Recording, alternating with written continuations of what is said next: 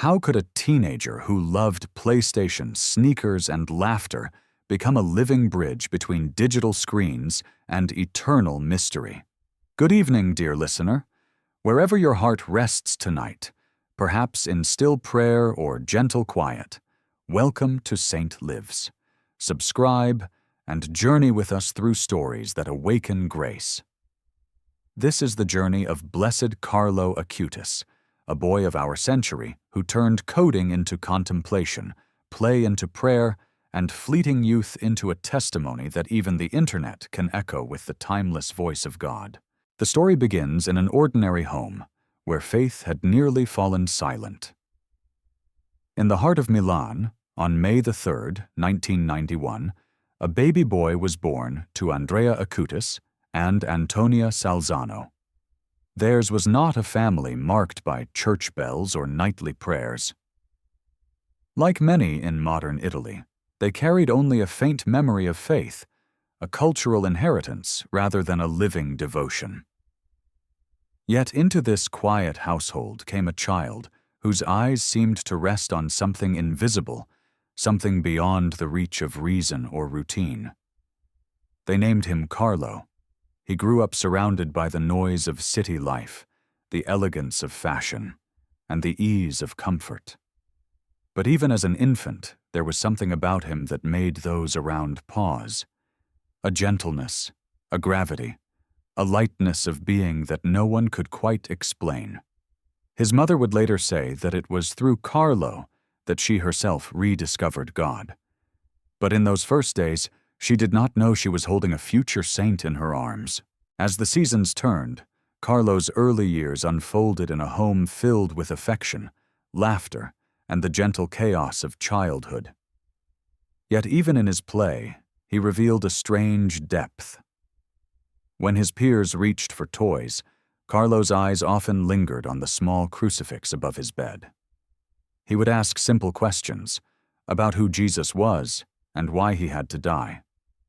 And though his parents struggled to answer, his curiosity only grew. By the age of 4, he began to ask to visit churches, drawn not by ritual, but by presence. In those quiet sanctuaries, where the echo of prayers still clung to old marble, Carlo seemed at peace. There, something stirred, the flicker of candles, the scent of incense, the mystery of silence. It all spoke to him in ways that words could not.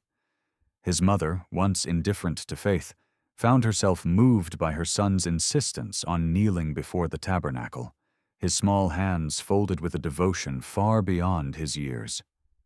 In a world of speed and distraction, the boy's stillness was a quiet miracle. Teachers noticed it too. Carlo was bright, inquisitive, and kind, but what set him apart was his compassion. If a classmate felt left out, he noticed first. If someone was mocked, he defended them with an unassuming courage. He had no patience for cruelty, no taste for gossip. These small acts, unnoticed by most, were already shaping the soul of a saint. Yet he was not strange or aloof. He loved to laugh, to explore, to marvel at the world. It was as though he carried two harmonies within him, the rhythm of an ordinary boy and the melody of divine longing. Carlo's mother, Antonia, would later confess that his early purity embarrassed her. She had been baptized but not catechized, her adult life distant from confession or communion. When Carlo began to speak about Jesus with such conviction, she felt unprepared, almost exposed. How could a child understand mysteries that adults dismissed as myth? But the gentle persistence of her son led her, little by little, to step back into the doors of faith. In him, she began to sense what she had lost, that innocent trust that God is near, that life itself is holy ground. These early years in Milan were quiet, unremarkable on the surface, yet beneath them, a foundation was being laid. Carlo's world was modern and secular, filled with the hum of technology and the glamour of material success. But in his heart, another current flowed. When he walked past the grand cathedrals of the city, he would look up with awe, not at the architecture, but at the mystery they contained. When he watched the sun set over the rooftops, he would whisper prayers no one taught him, prayers born of wonder. He once told his mother, "Ever since I was little, I have always loved to go to church." It was not a habit. It was a homecoming. Yet even as a toddler, something luminous began to grow within him. By the time Carlo reached the age of 6, that quiet spark of faith had become a steady flame. He began to speak not only of Jesus, but of the Virgin Mary, whom he called his dear friend.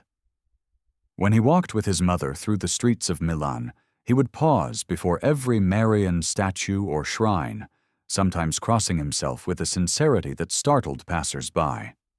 His mother, half amused and half bewildered, began to wonder where such reverence could come from in a child who had never been formally taught the catechism. Carlo would often tell her, with simple assurance, that the Madonna is my confidant. It was not the tone of piety, but of affection, as if he had known her always. In this tender devotion, the child revealed something essential. He saw heaven as near, and love as the bridge that joined it to earth. Those who met Carlo during these early school years described him as bright and cheerful, quick to learn, and unafraid of solitude. He attended the Istituto Leone III, a Jesuit school that combined rigorous academics with a strong moral atmosphere, and there his faith began to find its first form of discipline. He loved stories of saints, especially those of the young, Saint Dominic Savio, Saint Aloysius Gonzaga, and the child visionaries of Fatima. When he read their lives, he did not treat them as distant heroes, but as companions on the same road. "They were my age," he once told a teacher, "and they managed to love God with all their hearts. Why not me too?" His classmates admired his intelligence, but were equally drawn by his kindness. When disputes arose, Carlo was the one who sought peace. If a friend was struggling with homework, he would stay behind to help. If someone cried, he would listen in silence until the storm passed. It was around this time that technology entered his life. His parents had bought a personal computer, and Carlo, with his quick mind and boundless curiosity, was immediately fascinated. He learned to code in simple languages, exploring the world of graphics and animation with childlike wonder. Yet unlike many who would later lose themselves in the hypnotic rhythm of screens, Carlo remained anchored. He never allowed his fascination to become addiction. He would later say, "The computer is a gift from God, but we must not become its slaves." To his young friends, this was an odd thing to hear from someone so skilled at navigating the digital world. But in truth, Carlo understood balance instinctively. Technology was a tool, never a master. He used it to learn, to create, and to share joy. When his classmates gathered to play video games, he joined happily, but always with a smile that said the game was a bridge, not a prison. At home, his faith deepened through small gestures. He began attending daily Mass as soon as he made his first communion at the unusually young age of 7. The priest who prepared him remembered how intensely the boy listened, how his eyes filled with quiet longing when the Eucharist was mentioned. "To be close to Jesus," Carlo once wrote, "is my life plan." These were not the words of an idealistic child mimicking adults. They were the unfiltered expression of a soul already aware of the sacred. After Mass, he would often kneel long after others had left, whispering silent prayers. When his mother urged him to hurry, he would gently smile and say, "Aren't a few minutes with Jesus worth more than anything else?" The years between childhood and adolescence are often filled with restlessness, but in Carlo they produced something different, a serene intensity. He loved soccer, ice cream, and comic books, But beneath these delights ran a current of contemplation. He kept a small journal where he recorded his thoughts about life and faith, sketching ideas about how goodness could transform the world. Some entries were simple observations. Everyone is born original, but many die as photocopies. Others were deeper reflections. We must fix our gaze on heaven, because that is our destination. His teachers found him unusually mature, yet he never lost his boyish joy. He laughed easily, enjoyed jokes, and relished pizza nights with friends. Sanctity, for him, did not mean gloom. It meant being fully alive. His friendship with the poor began during these years as well. On his way to school, he would often stop to greet the homeless, offering them food or conversation. He once told his mother that seeing Christ in the poor was the most direct way to encounter him. These small gestures, repeated day after day, slowly shaped those around him. His mother, who had once viewed charity as an occasional duty, began to see it through her son's eyes, as love in motion. The family's home became more open, their table wider. Neighbors began to notice that the Acutis household, once ordinary, now carried an air of quiet peace. Carlo's devotion to Mary grew alongside his love for the Eucharist. He began praying the Rosary daily, a habit that would remain with him until the end. Often, he would invite his parents to join him, teasing them gently when they hesitated. "You see," he would say, "the Rosary is like holding the hand of Our Lady. She never lets go." When the family went on vacation, Carlo insisted on visiting local churches, regardless of the city or country. He would kneel before the Blessed Sacrament, eyes closed, his face serene. For him, prayer was not an obligation, but a friendship renewed. By the age of 10, Carlo had become something of a quiet leader among his peers. Friends confided in him because they sensed that he listened without judgment. When conflicts broke out, he encouraged forgiveness. Once, when two classmates refused to speak after a bitter argument, Carlo brought them together and said simply, "If we cannot forgive, we cannot be happy." His words, spoken without self-importance, carried weight because they came from the heart. Teachers began to note his presence as calming, even luminous. They would later recall that when Carlo entered a room, something gentle seemed to settle in the air. His mother, meanwhile, was undergoing her own transformation. Watching her son's faith deepen, she began to read Scripture for the first time in her adult life. She attended Mass with him, often at his urging, and soon discovered the quiet joy that had long escaped her. Later, she would say, "Carlo was my little savior." It was a reversal of roles, the child teaching the parent the language of grace. Through her son, she rediscovered the God she had forgotten, and her husband, too, was drawn into the quiet orbit of this faith. The family began to pray together, and the once silent home filled with new warmth. When evening fell over Milan, Carlo often climbed onto the balcony of their apartment and watched the lights of the city flicker below.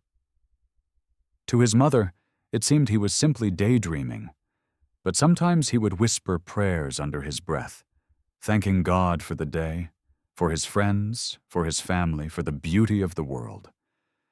It was in those moments that he seemed most himself, a boy poised between heaven and earth, radiant in simplicity. And so his childhood unfolded, marked by the ordinary rhythms of school, play, and discovery, yet guided by a hidden hand.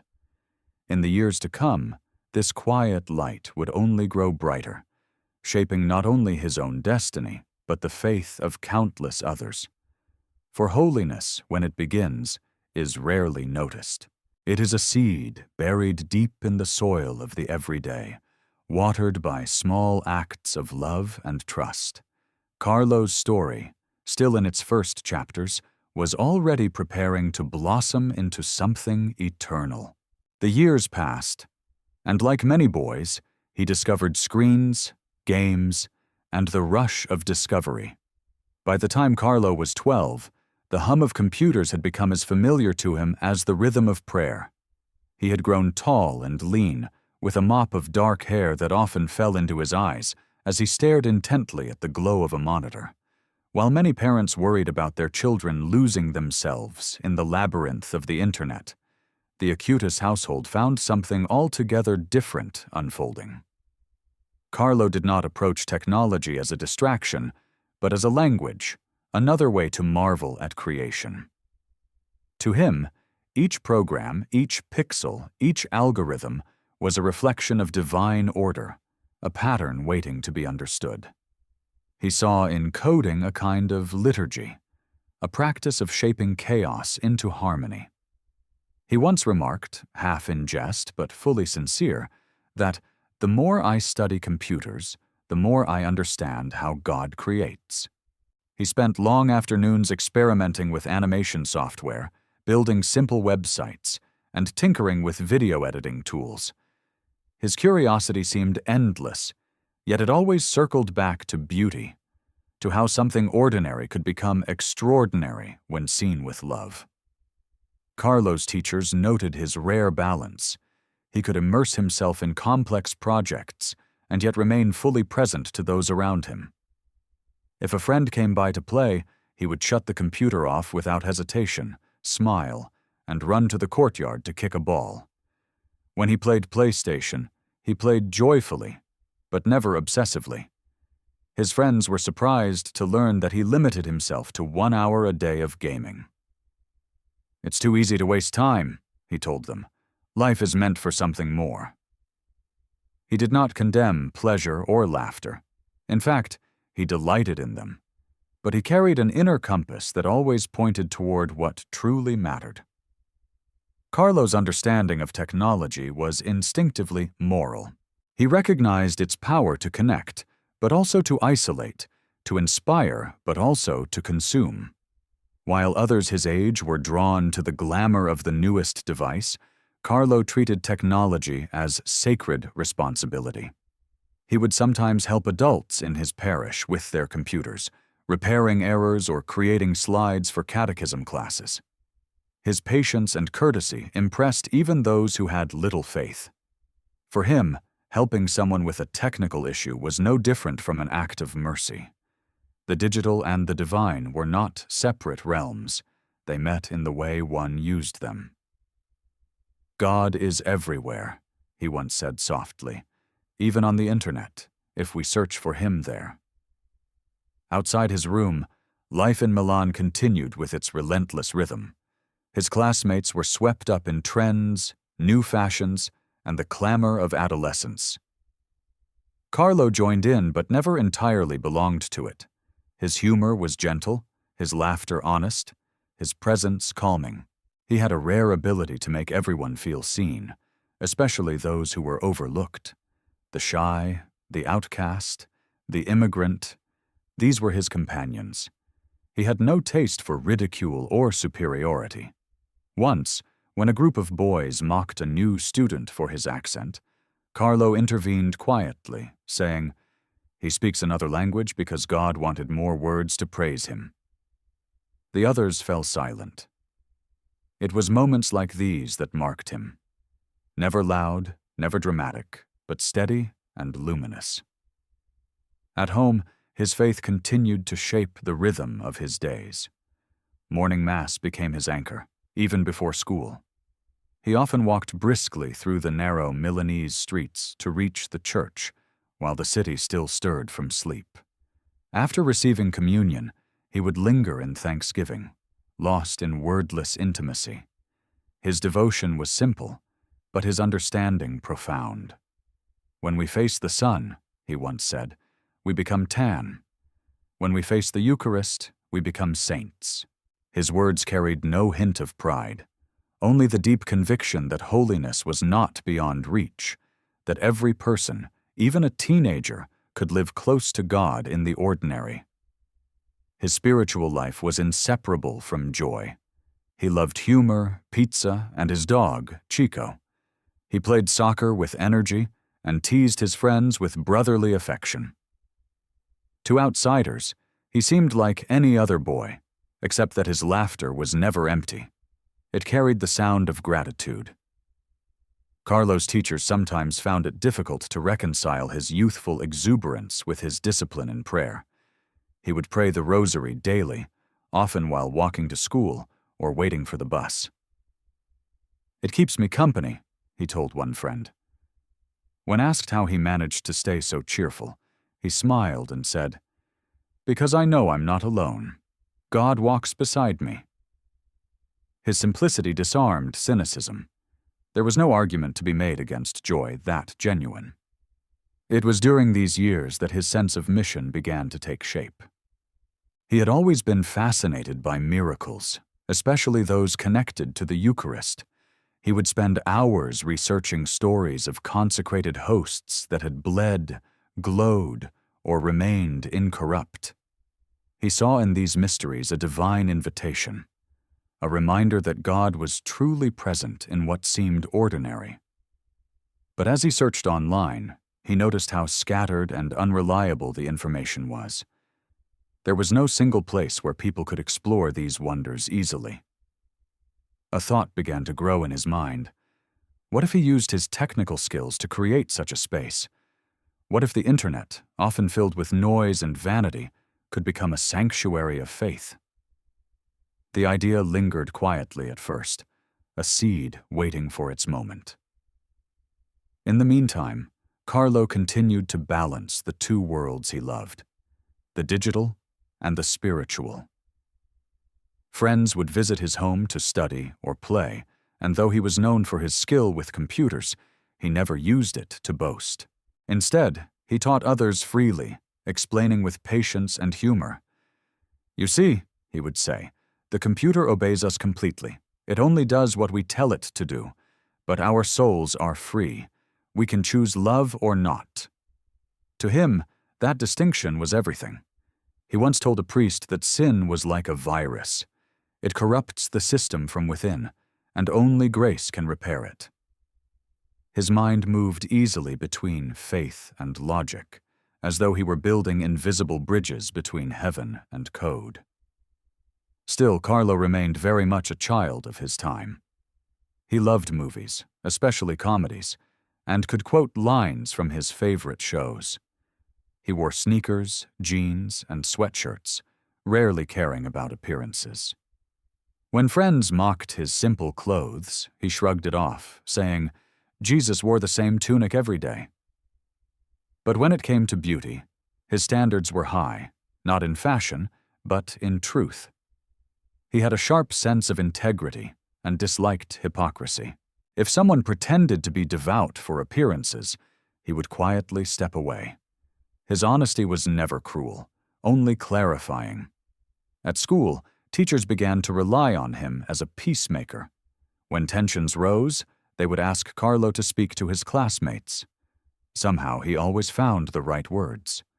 Once, when a student accused him of being too holy, Carlo laughed and said, "If holiness makes life more fun, why not?" It was impossible to argue. His spirituality did not separate him from the world. It made him love it more deeply. He often said that sadness was not a sign of holiness, but of forgetting God's love. "We are all expected to be original," he wrote in his journal, "but holiness is the most original thing of all."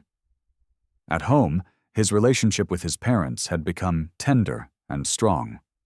He teased his mother, called her Mamma Mia in mock dramatic tones, and confided in her as in a trusted friend. Yet beneath the humor, there was reverence. He often reminded her to pray, sometimes placing a rosary in her hands and saying with a grin, "For emergencies." His father, busy with work, was slower to return to faith, but Carlo's patience never faltered. "God's timing," he would say, "is like coding.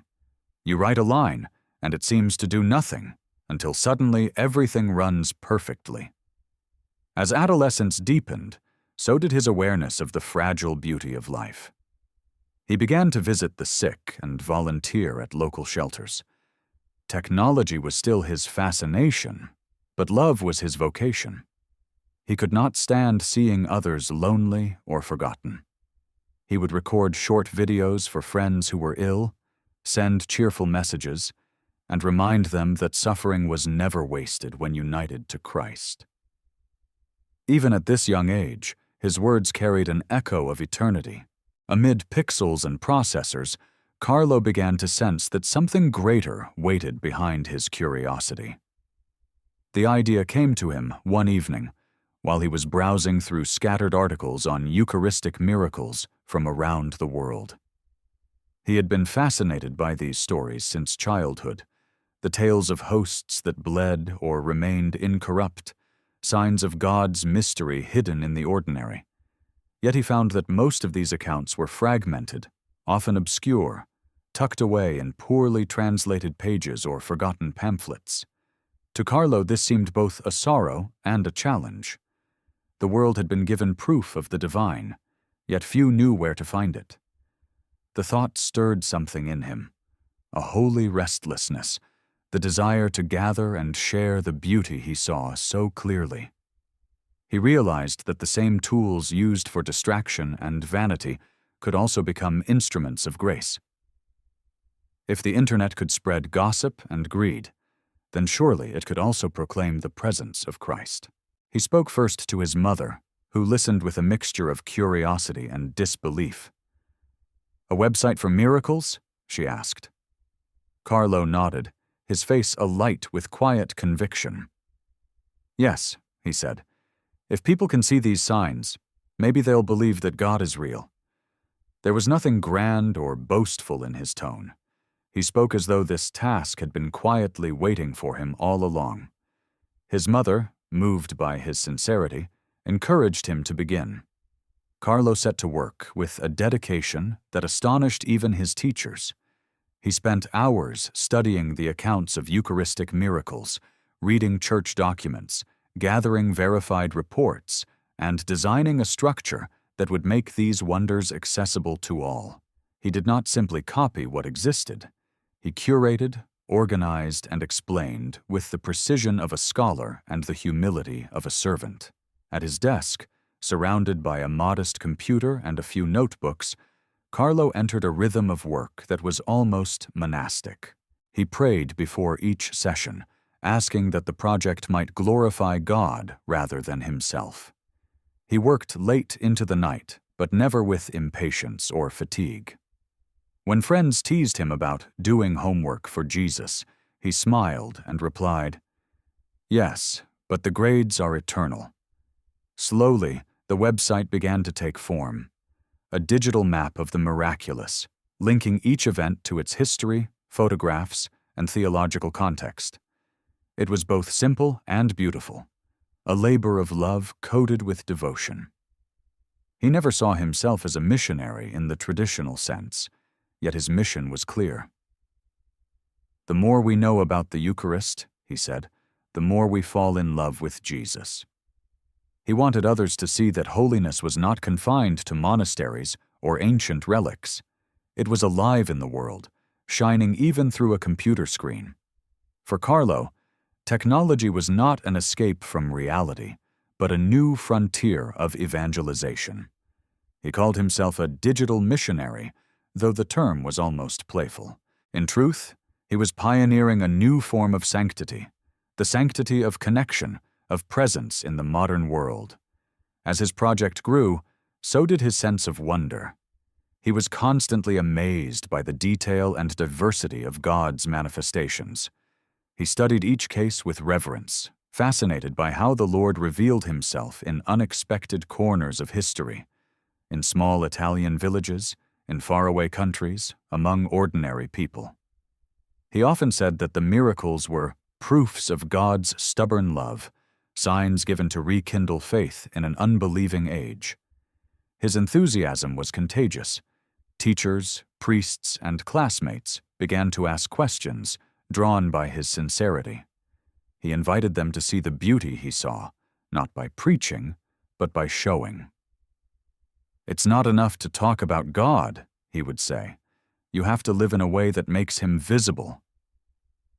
Carlo's mother noticed how joy seemed to deepen in him as the work progressed.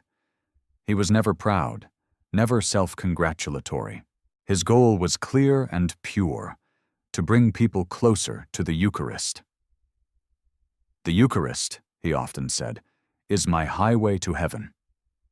That phrase would later become famous, printed on cards and shared across the world. But when he first said it, it was simply the quiet confession of a boy who loved God beyond measure. His devotion was practical, even methodical. He attended daily Mass, prayed the Rosary, and spent time in adoration before the Blessed Sacrament. To him, these were not burdens, but gifts, ways to keep his soul tuned to the divine frequency. At the same time, he never withdrew from the world around him. He continued to play soccer, help friends with homework, and joke about everyday life. Yet even in these moments, there was an undercurrent of purpose. When others complained about boredom or stress, Carlo would gently remind them to offer it up for someone who suffered more. His eyes always seemed to look beyond the immediate, as though he lived in two dimensions at once, the earthly and the eternal. This dual vision allowed him to find meaning in the smallest acts. Cleaning his room became an act of gratitude. Sharing a meal became communion. Building a website became an offering. The priests in his parish began to take notice. One of them, Father Michel, was struck by the boy's maturity of faith. He had the wisdom of someone much older, he later said. He saw technology not as a danger, but as a gift entrusted to him. Under the priest's guidance, Carlo continued to refine his work, ensuring that every detail on the site was theologically sound and reverent. When he finally presented the finished version to his parish community, the response was immediate. People were astonished that such an enormous effort had come from someone so young. The website, simple in design but rich in spirit, spread quickly through Catholic circles, inspiring others to rediscover Eucharistic devotion. As the project gained attention, Carlo remained humble. When someone praised him, he would smile shyly and say, "It's not me, it's God working through me." He saw himself as a conduit, nothing more. He understood what so many adults forget. That service, when done in love, becomes prayer. To those who knew him, it seemed as though he lived in constant dialogue with heaven, even as he walked the streets of Milan with headphones around his neck and a backpack slung over one shoulder. But there was also a hidden side to his growing mission, a quiet struggle, known only to God. He began to experience moments of deep melancholy when he realized how many people lived without faith.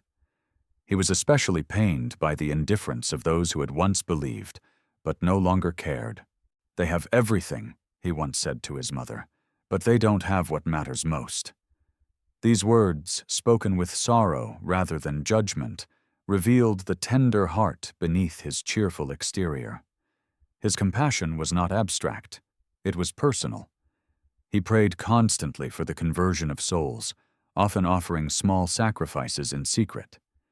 If he skipped dessert or refused a new gadget, it was never out of pride, but as an offering for someone who needed grace.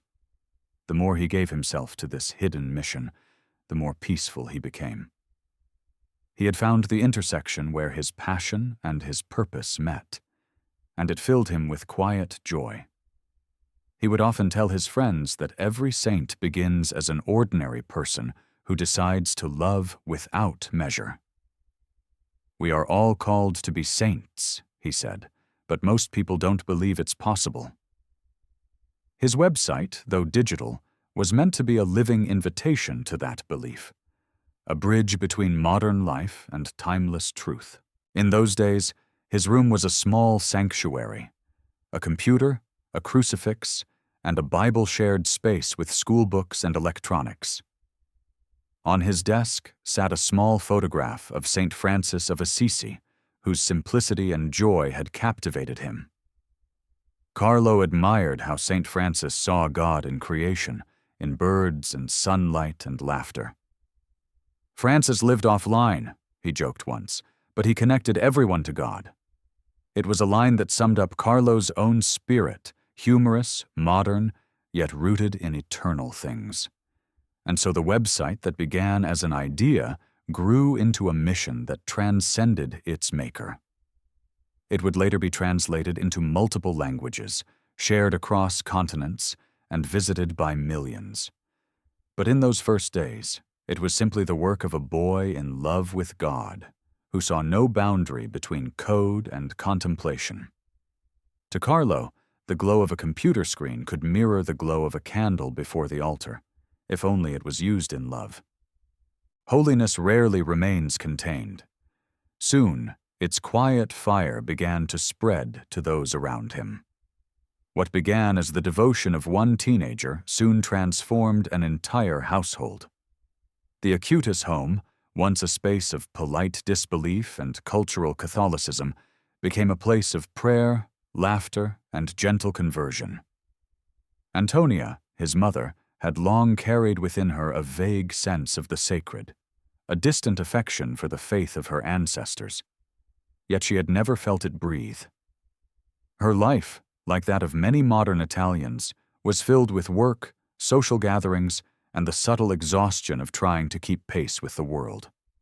But her son's joy, radiant and unforced, began to stir something dormant within her.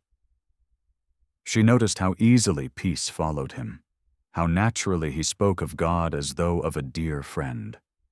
She had always considered religion as duty or superstition, but in Carlo she saw faith lived as love. It was Carlo's gentle persistence that drew her back to the sacraments. He never argued or scolded, he simply invited. "Mama," he would say softly, "you'll be happier if you receive communion more often." When she resisted, he would grin and say, "It's like charging your soul's battery. You can't run on empty." Slowly, these words began to find their mark. Antonia began accompanying him to daily Mass, sitting quietly beside her son as the city roared outside.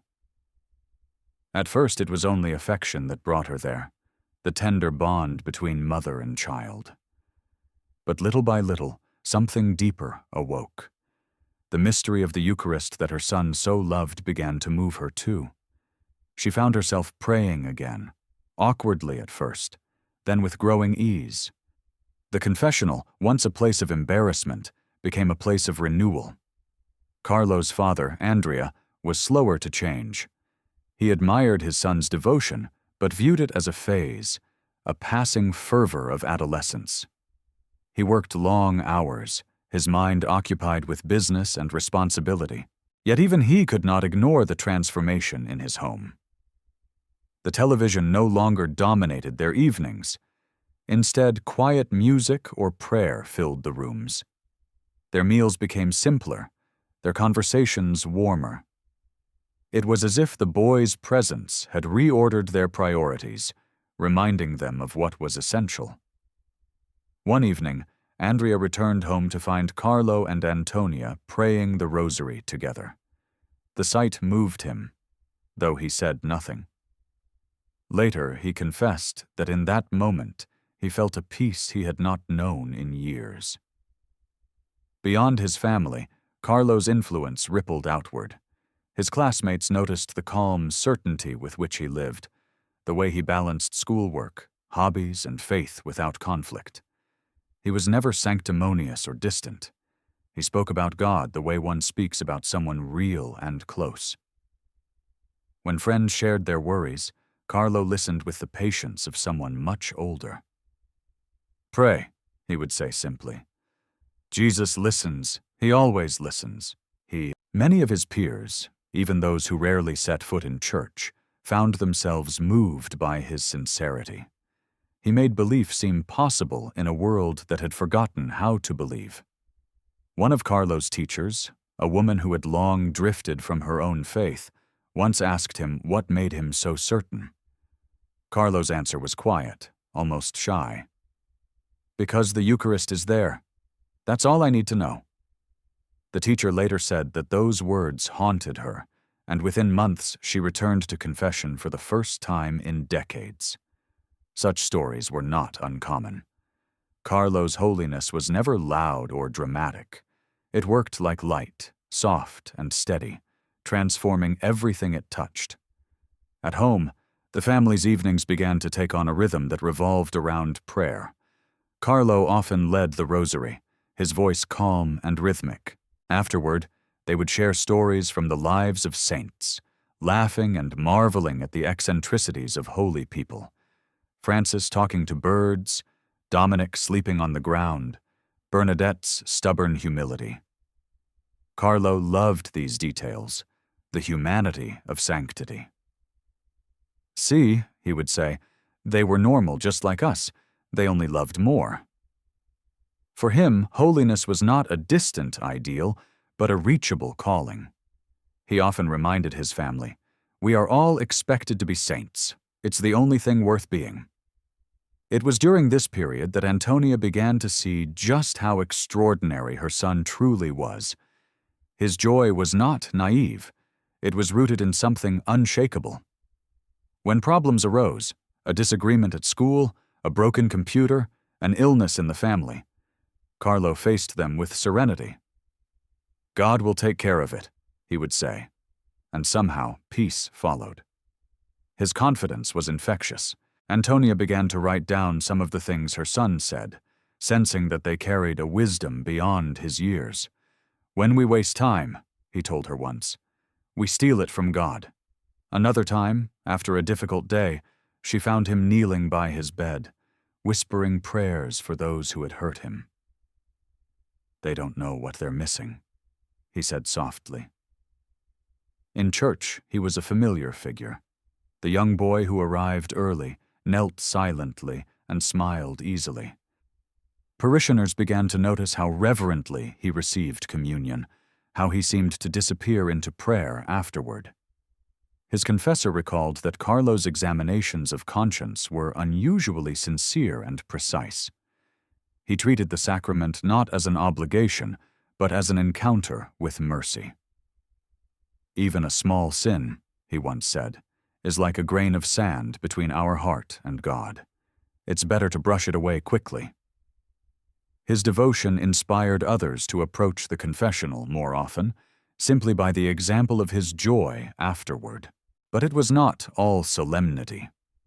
Carlo's family also discovered how deeply humor and holiness could coexist. He loved to tease, to make his parents laugh. He imitated the parish priest's homilies with gentle affection, and once programmed his computer to play a recording of Gregorian chant every morning as a spiritual alarm clock. His mother recalled that she could never stay upset with him. His mischief was always softened by affection. Even his play reflected order and grace. When he played soccer, he played with passion, but without aggression. If a teammate fell, he was the first to help them up. If they lost, he laughed and said, "We'll offer it up for the souls in purgatory." Through these small, constant acts, the Acutis family found itself drawn together by a faith they had not known they were missing. Sundays became sacred again, not because of obligation, but because of joy.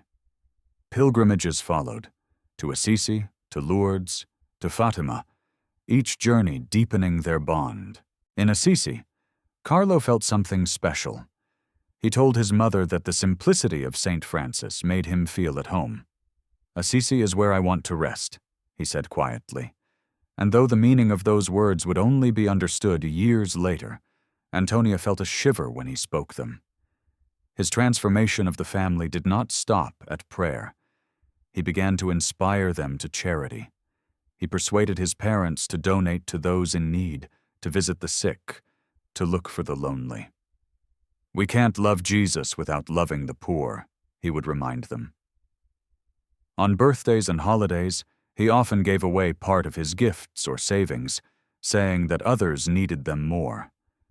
To him, generosity was simply a form of gratitude. "Everything we have," he said once, is borrowed from God. We should return it with interest, in love.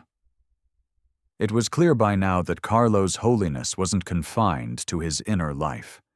It was transforming the lives of those nearest to him, quietly, gently, without any grand gestures.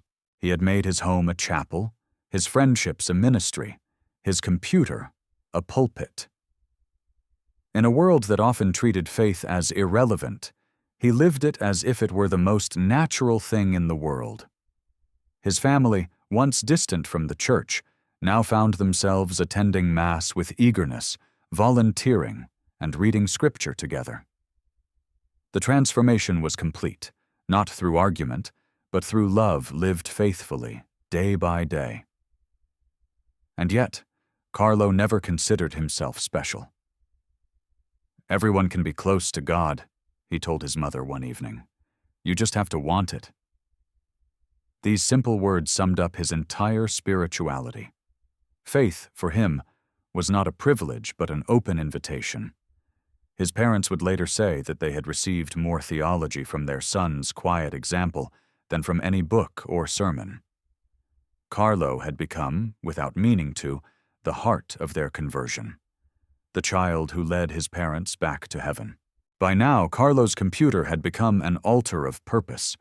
What had begun as a hobby, a fascination with circuits and code, had matured into a mission that pulsed with quiet urgency. The project of documenting Eucharistic miracles, once an idea whispered in prayer, was now a living, expanding work of faith. Every day after school, he would retreat to his small room, the hum of his computer mingling with the faint strains of sacred music he liked to play while he worked. His desk, littered with notebooks, cables, and small holy cards, became the sacred workshop of his calling.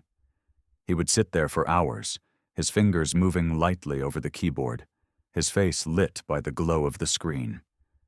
Yet this glow seemed to mirror another light, the steady interior radiance of one who worked not for ambition, but for love.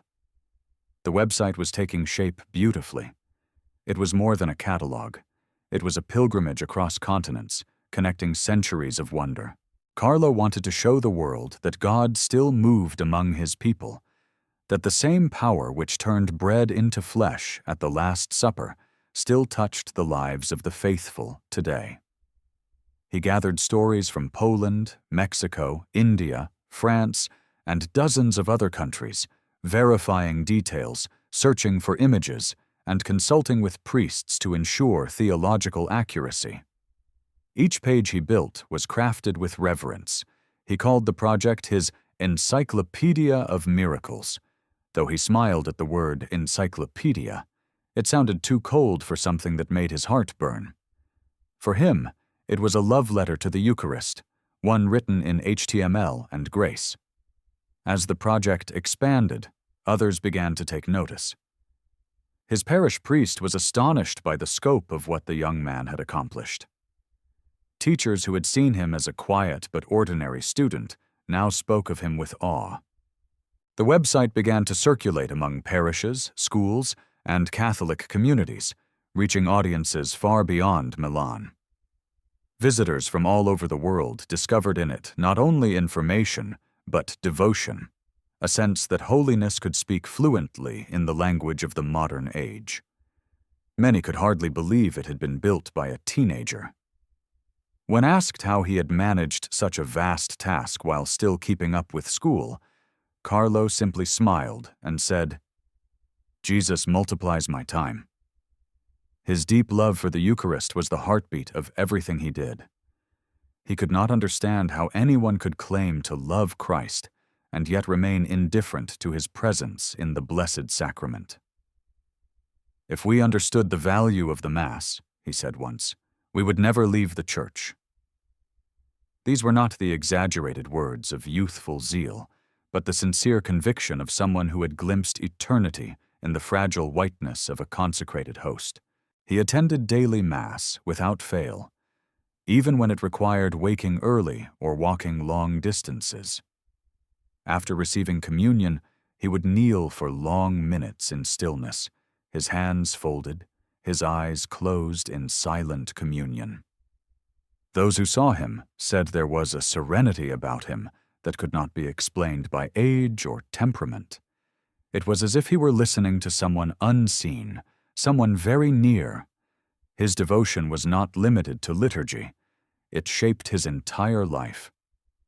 Carlo's day revolved around the Eucharist as naturally as a planet around the sun. He planned his studies, his chores, even his recreation around the time of Mass. He once told a friend that it was his spiritual Wi-Fi connection, his daily link to heaven. To those who thought this strange or exaggerated, he would only laugh. "We're all connected to the internet," he said, "but how many of us connect to God?" It was this blend of humor and depth that made his faith approachable, even attractive, to others. The website itself became an instrument of evangelization beyond what he imagined. Parishes began to use it as a teaching resource. Priests incorporated its stories into homilies. Catechists projected its images to inspire students. Carlo would receive emails from strangers thanking him for restoring their faith or for helping them see the Eucharist with new eyes. He responded to each message humbly, signing his replies simply, "A small servant of God." His mother often watched him typing late into the evening and asked if he was tired. He would shake his head and say, "How can I be tired when I'm working for Jesus?" But even as the world began to take notice, Carlo remained completely detached from praise. He never viewed success as his own. When someone congratulated him on the popularity of his site, he answered quietly, "The miracles belong to God. I just made them easier to find." In this humility, he reflected a truth that even seasoned believers often forget, that service, when pure, leaves no room for pride. His only ambition was holiness. "Not me, but God," he often said, echoing St. Paul without realizing it. At home, his growing project became a source of wonder and pride. His parents, now fully reawakened in faith, supported him wholeheartedly. His mother sometimes joined him in researching, helping to translate texts from other languages or verify sources. In these shared hours, their relationship deepened. She had once guided him through childhood. Now he guided her through grace. She later recalled that his room often felt like a chapel, filled with a peace that seemed tangible. Friends who visited noticed it too. Even when computers whirred and keyboards clicked, the atmosphere was contemplative. Carlo worked with joy, and joy has a way of sanctifying even the ordinary. The project also shaped his friendships. Some of his peers were fascinated by his faith, others confused by it. But none could deny its authenticity. When classmates invited him to parties or outings that conflicted with Mass, he declined without judgment. "There will be other parties," he'd say, "but only one Eucharist." Those who initially teased him found themselves drawn, against their expectations, to the quiet happiness that radiated from him. He never scolded or tried to convert anyone. He simply lived his convictions so clearly that others began to question their own indifference. One friend, years later, would say, "He made me want to believe that holiness was still possible." In the wider world, technology was advancing at dizzying speed. Social media was beginning to shape culture, and young people were increasingly absorbed by it. Carlo saw this with concern. He spoke often about how easily the internet could turn from a tool of knowledge into a trap of vanity. He urged his friends to use technology wisely, to share beauty, not gossip, truth, not noise. "We are responsible for what we share," he said once during a youth meeting. "Every click can be a seed of love or a seed of emptiness." His insight was prophetic, and yet it came from a place of hope, not fear. He believed that holiness was not about fleeing the modern world, but about transfiguring it. By 15, his project had reached nearly complete form. He had compiled over 100 documented miracles, each one represented with images, texts, and theological commentary. The sight was clear, reverent, and deeply moving, a true bridge between devotion and technology. But for Carlo, it was not an end. It was a beginning, a vessel through which grace could flow. "This is my small contribution," he said quietly to his mother one night. "If it helps even one person grow closer to Jesus, then it's enough." She would later remember those words as a kind of farewell. In retrospect, it seemed as though he had sensed that time was short. His life had settled into a rhythm of purpose, prayer, study, work, and laughter. But behind it all was a quiet intensity, an awareness of eternity pressing gently at the edges of each day. He spoke often about heaven, not with fear, but with longing. "When you face the sun, you get tan," he liked to say. "When you face the Eucharist, you become a saint." It was as though his heart was already half turned toward that other world, the one he spoke of so easily, so naturally, as if it were near. His work completed, Carlo began to prepare for something deeper. He increased his prayers, went more frequently to confession, and spent long hours before the tabernacle.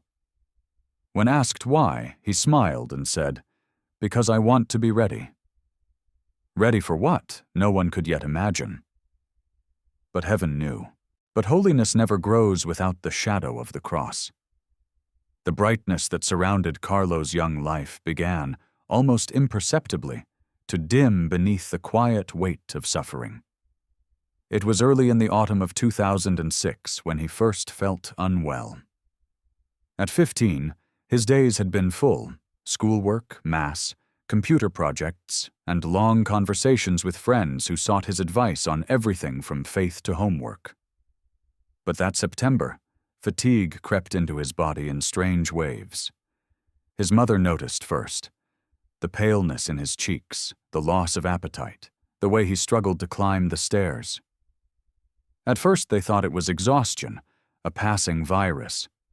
He brushed off her concern with his usual optimism, saying, "It's just a bug, Mama. I'll sleep and be fine." But rest did not bring recovery. Within a week, the tiredness deepened into something heavier, something that pressed on his chest and slowed his steps.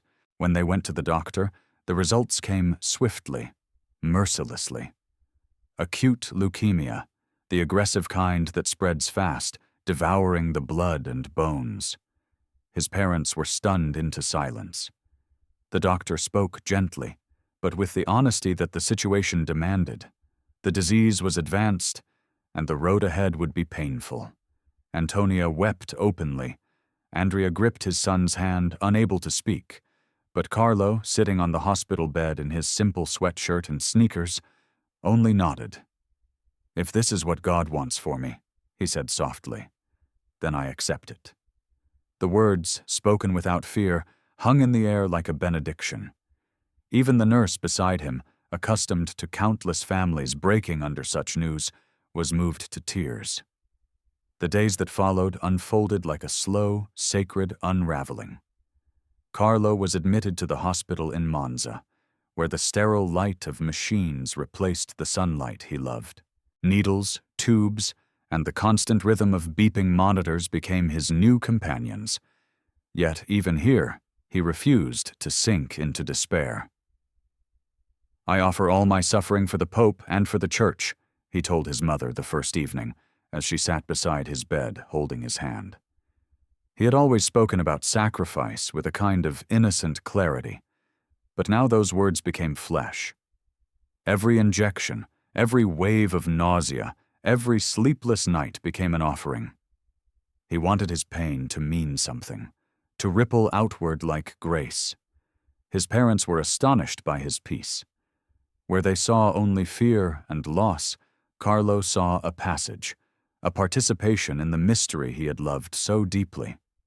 He once told a visiting priest, "Jesus suffered so much for us. I can offer him a little of mine." The priest, struggling to hold back tears, later said that he had never met someone so young who understood the cross so completely.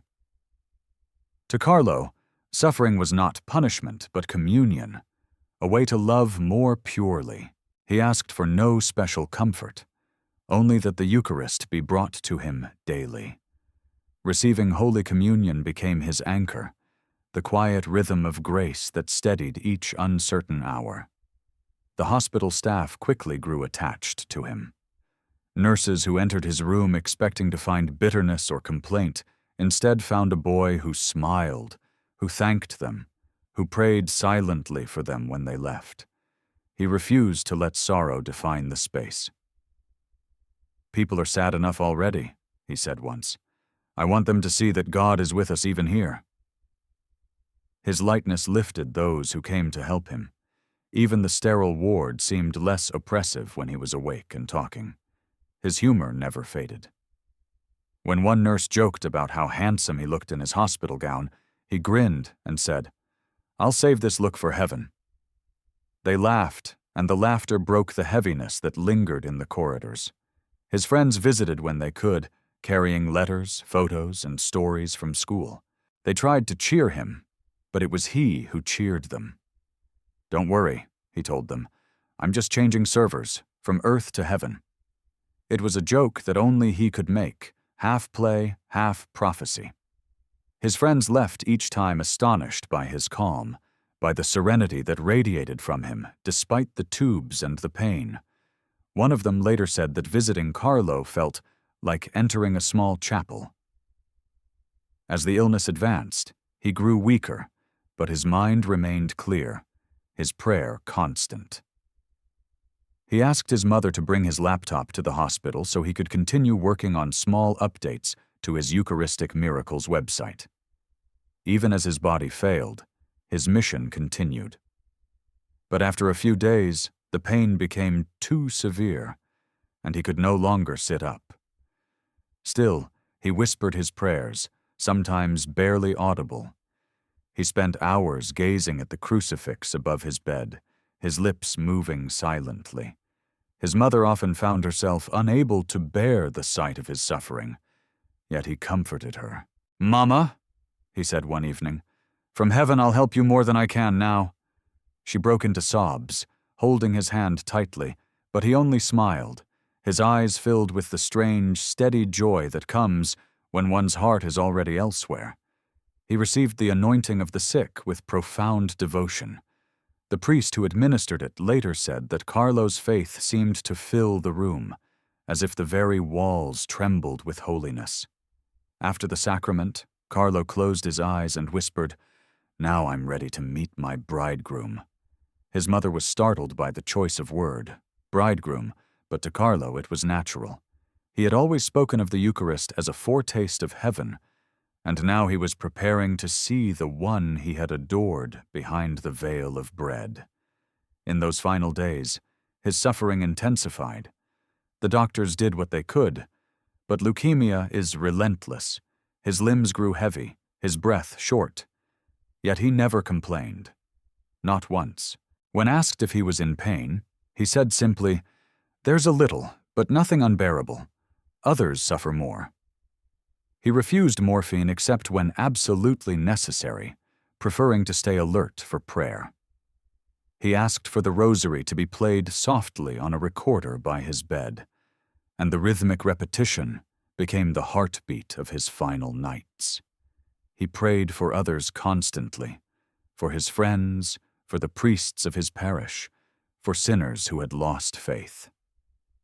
"If I could save even one soul," he told his confessor, "it would be worth it." The doctors were astounded by his composure. "He is different," one said quietly. "It's as if he's not afraid at all." And truly, he wasn't. When his mother, her voice trembling, asked if he feared dying, he smiled gently. "No, Mama, I've lived close to Jesus. I know he's waiting."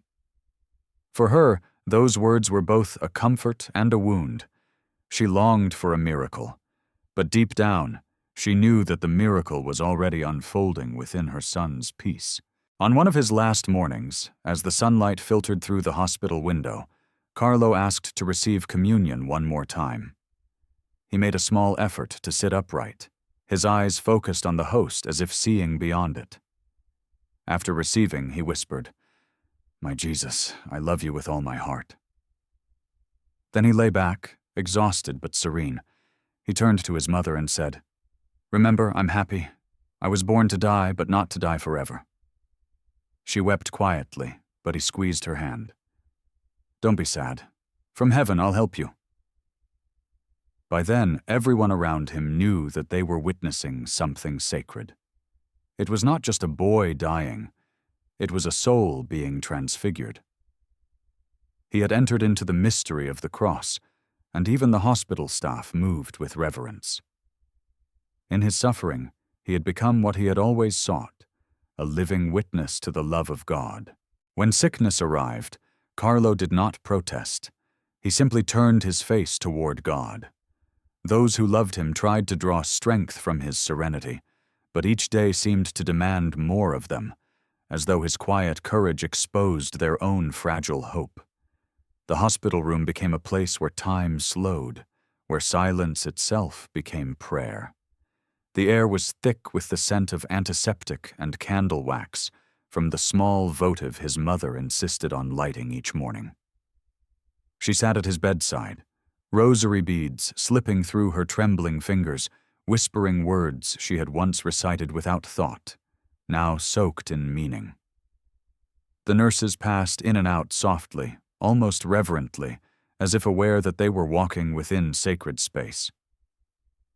The doctors spoke in hushed tones. Even the steady beep of the monitor seemed to echo the rhythm of his surrender. Each heartbeat a whisper of yes. Carlo's body weakened, but his soul grew luminous. He knew the disease was spreading quickly. The doctors had been honest with him, and he accepted it without denial or anger. He told his mother one evening, "I'm not afraid to die. I lived my life without wasting even a minute on things that displease God." It was not pride, but gratitude that filled his voice. He spoke with the simple conviction of someone who had made peace with everything, the good, the painful, the unknown. He often asked his mother not to cry, saying, "Mama, when you're in heaven with me, you'll understand. I'll be waiting for you there."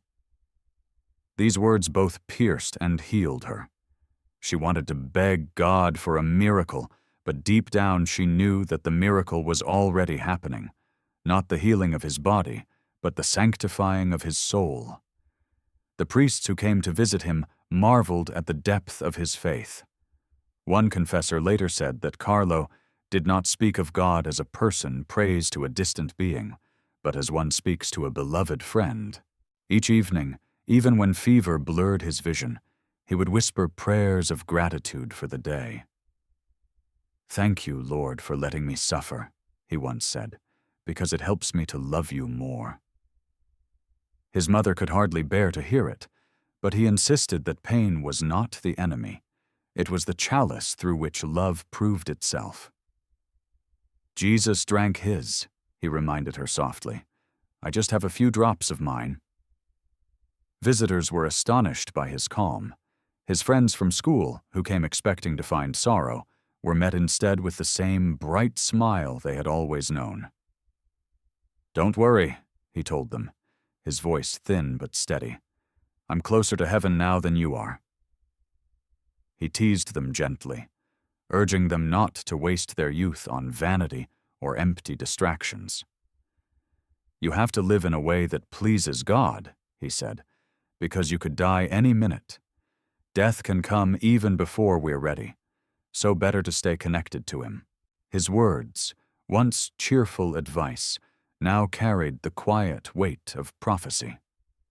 His website on Eucharistic miracles continued to draw attention, and news of the young boy with leukemia who evangelized from his hospital bed spread beyond Milan.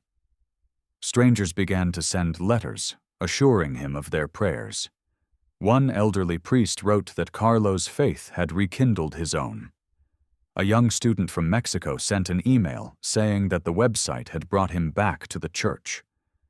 When his mother read these messages aloud, Carlo smiled faintly. "See," he said, The Lord wastes nothing. Even leukemia can bring people closer to him. He seemed to take joy not in sympathy, but in the idea that his suffering could bear fruit. As the days passed, he grew thinner, his voice softer, his hands delicate as paper. Yet he never asked for pity.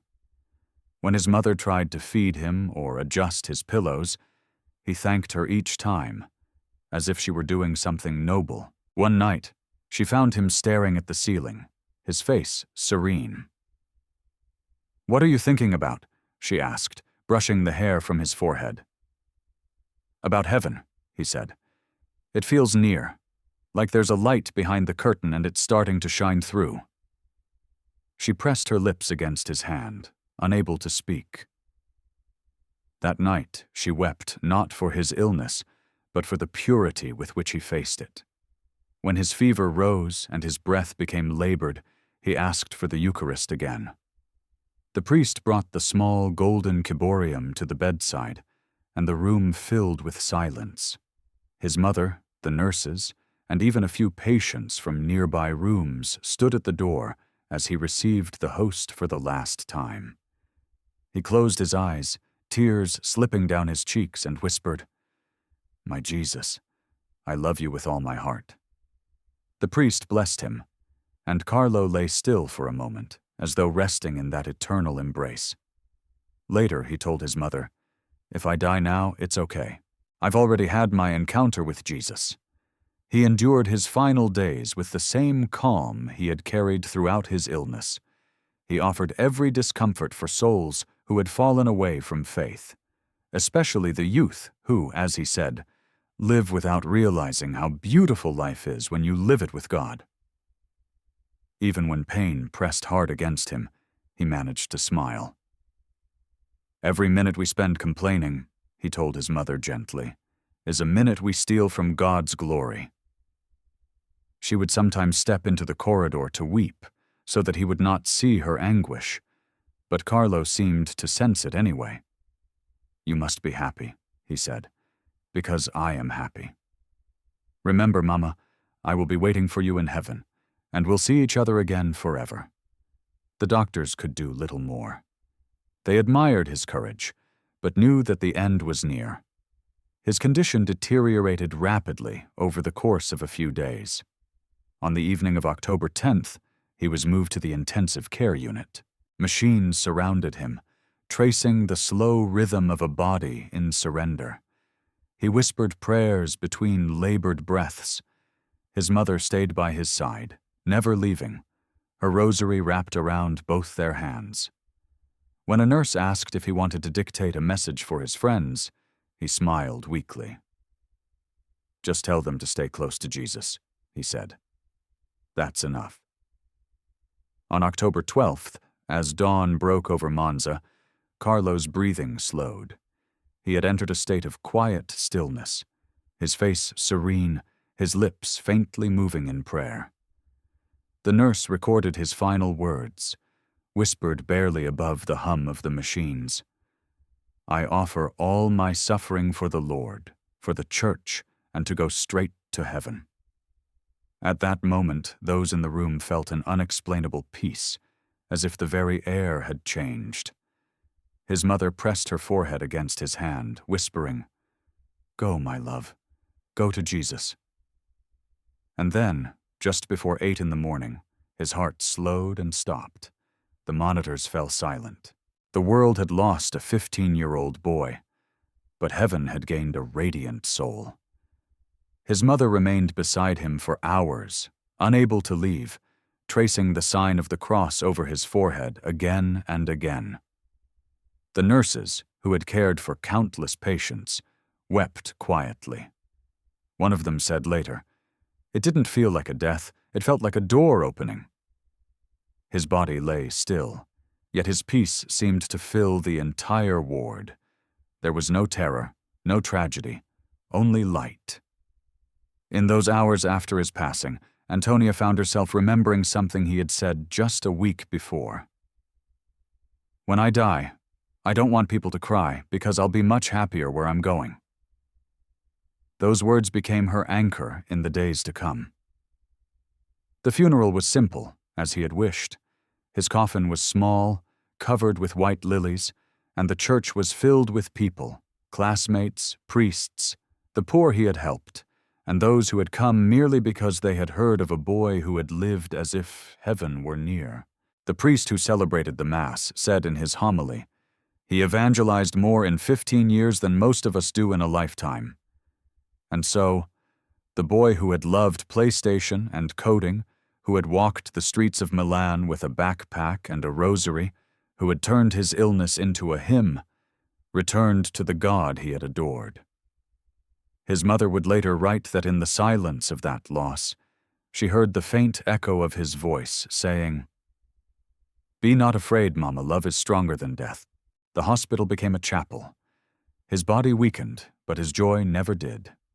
The morning of October 12th passed into history quietly, without thunder or sign, as though heaven itself had tiptoed into the room to receive him. Those who were present never forgot the stillness that followed, the strange, sacred calm that hung over everything. It was not the suffocating silence of grief, but the luminous quiet that comes when something holy has passed through a place. For hours, no one spoke. Nurses stood with bowed heads. His mother wept softly, her tears falling onto the sheets that had covered his frail form. His father held her shoulders, wordless, his eyes fixed on the cross above the bed. Even the machines, finally unplugged, seemed to rest, their mechanical rhythm giving way to the gentler heartbeat of eternity. Carlo Acutis had gone home.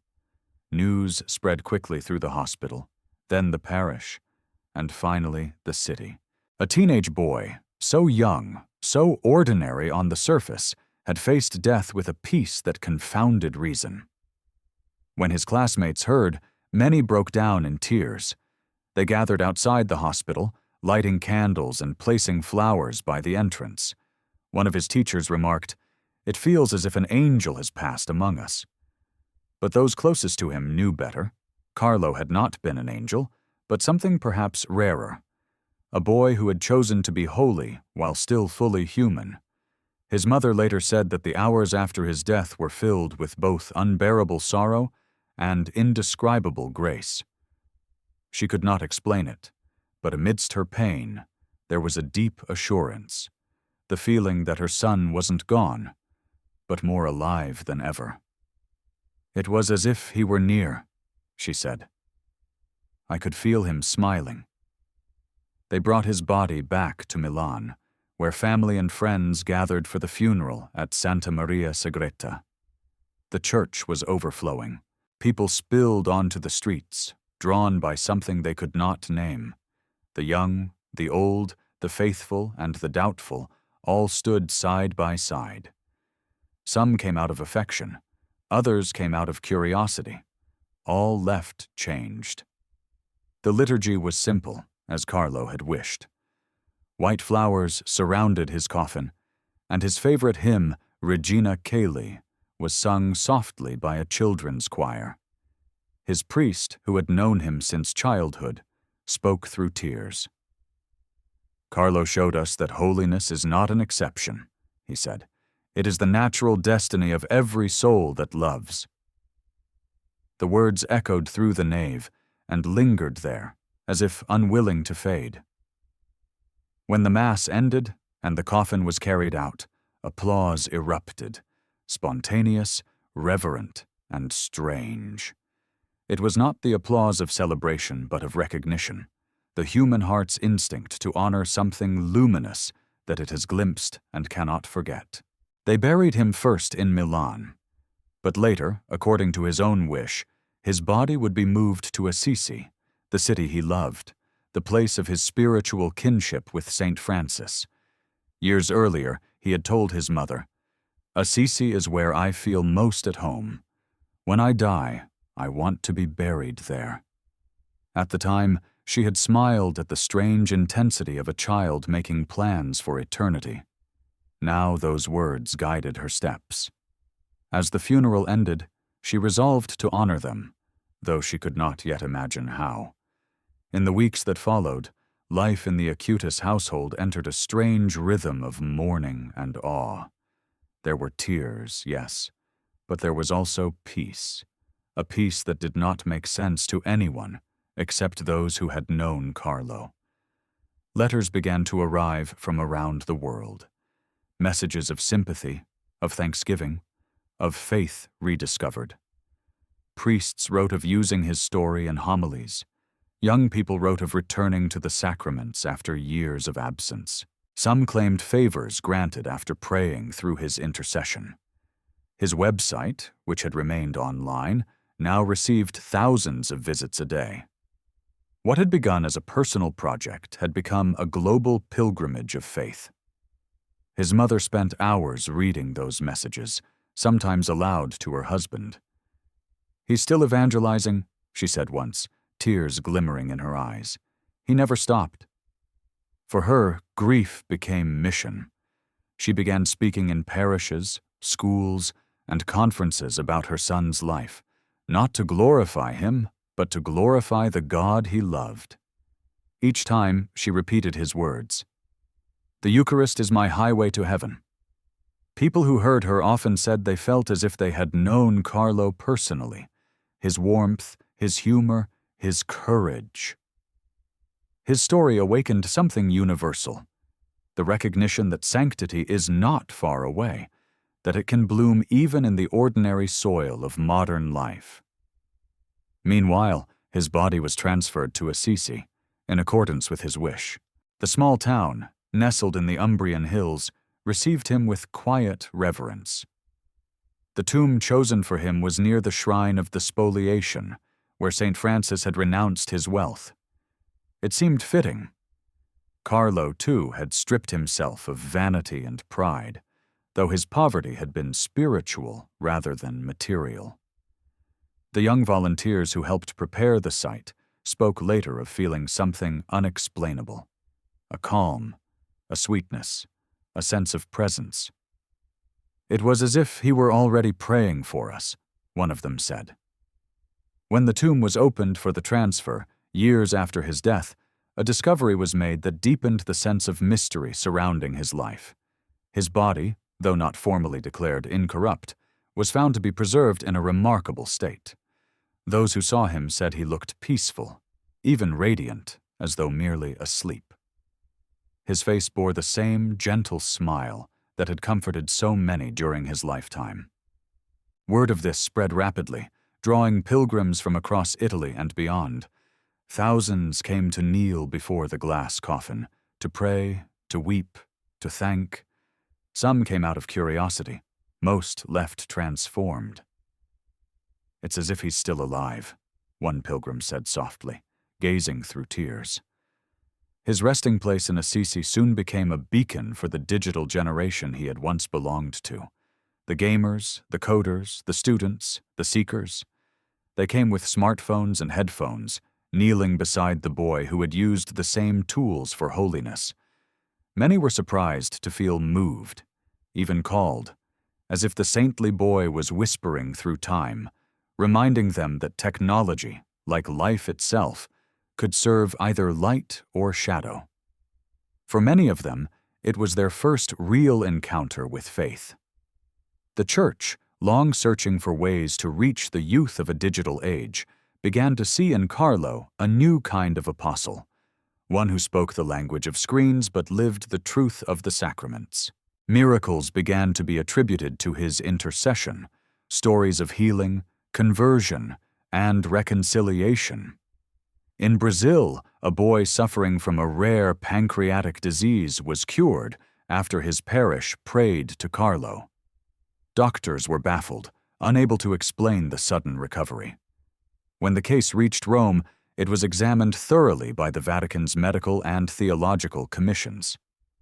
Years of scrutiny followed, but eventually the Church recognized the healing as miraculous. It would become the central event leading to Carlo's beatification. For his family, the news was both humbling and surreal. "He never wanted attention," his mother said softly. "He just wanted people to love Jesus." And yet attention came, not as noise, but as testimony. Every article, every pilgrim, every whispered prayer at his tomb became a thread in the tapestry of his legacy. The boy who had once coded in a quiet Milan bedroom had now entered the heart of global faith. Still, his mother never let the wonder overshadow the simplicity of his message. "He didn't want to be famous," she said. "He wanted to be faithful." In her talks, she would remind listeners that Carlo's sanctity was not about perfection, but about purpose, about living the ordinary with extraordinary love. She often quoted one of his favorite sayings, "Sadness is looking at yourself.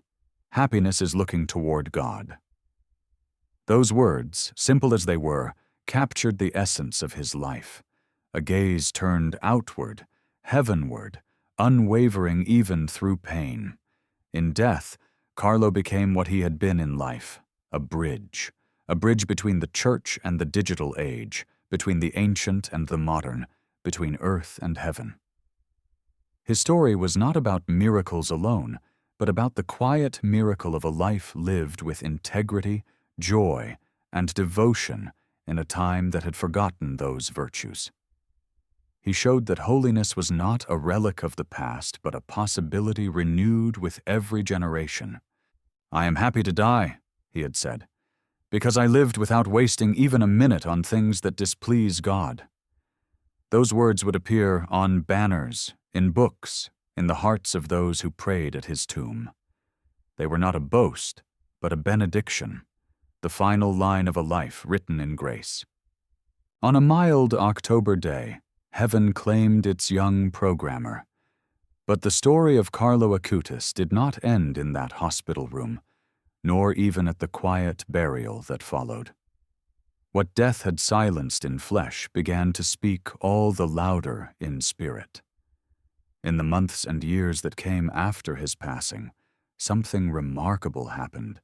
A spreading light, steady and pure, touching lives far beyond the small circles that had once known him. It began with whispers among those who had met him, simple words exchanged after Mass or in classrooms. There was something different about that boy, they would say. He was so joyful, so holy. Then the whispers grew into stories, the stories into pilgrimages, and soon Carlo's name was on the lips of believers across Italy, and eventually across the world. His mother, Antonia, found herself drawn into this unfolding mission that seemed to carry its own divine momentum. She had promised her son that she would continue to share his message, and she did so with the courage of a mother who had seen death but believed in resurrection. She began traveling to speak about his life, first to parishes near Milan, then to conferences abroad. Wherever she went, the response was the same. People listened, wept, and left changed.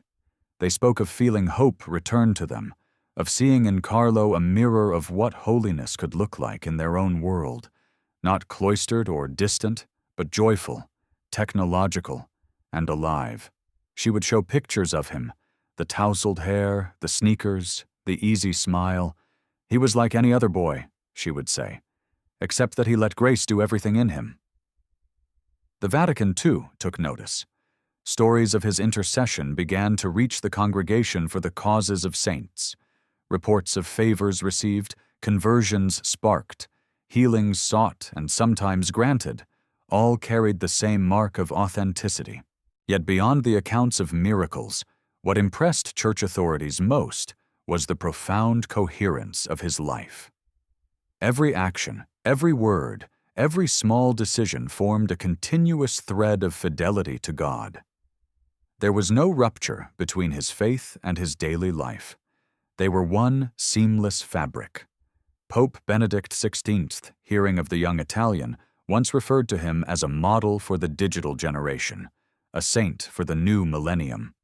In Assisi, the town he had loved so deeply, his tomb became a place of quiet pilgrimage. Each day, visitors came, teenagers, parents, priests, and even those who had long abandoned faith but felt somehow drawn back. They would kneel before his glass coffin, some with tears, others in stunned silence, and leave small notes folded into the corners of the shrine. Many wrote of struggles with addiction, loneliness, and despair, and how Carlo's life had reminded them that holiness was still possible, that love could be lived in simplicity. The fragrance of flowers mingled with the sound of whispered prayers in a dozen languages. Some brought their laptops or phones, laying them briefly on the glass as if to consecrate their devices to something higher, to cleanse their screens of vanity and make them, like Carlo's, instruments of light. His incorrupt body, still clothed in jeans, sneakers, and a casual sweatshirt, struck visitors as both shocking and deeply comforting. There was no marble or gold, no ornate vestments. It was as though holiness itself had chosen to remain in the language of youth. The Church clarified that his preservation was not formal incorruption in the strict canonical sense, but the fact remained. His body, untouched by decay, lay intact as a sign of peace. To those who saw him, it seemed a quiet message, that purity of soul can leave its imprint even on flesh. "His body reflects his heart," said one friar who tended the shrine. Both were clean, both were luminous. Meanwhile, his website, that humble project he had built with so much love, became more than a digital archive. It became a living testimony. Millions visited it each year, drawn by curiosity or faith, and found themselves lingering, scrolling through the stories of Eucharistic miracles from every continent.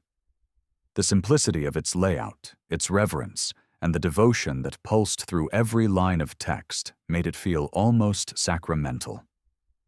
Some priests began recommending it as a resource for catechism, and schools used it to teach children about the mystery of the Eucharist. The digital apostle, as he was now affectionately called, continued his mission across the World Wide Web, transcending language and distance.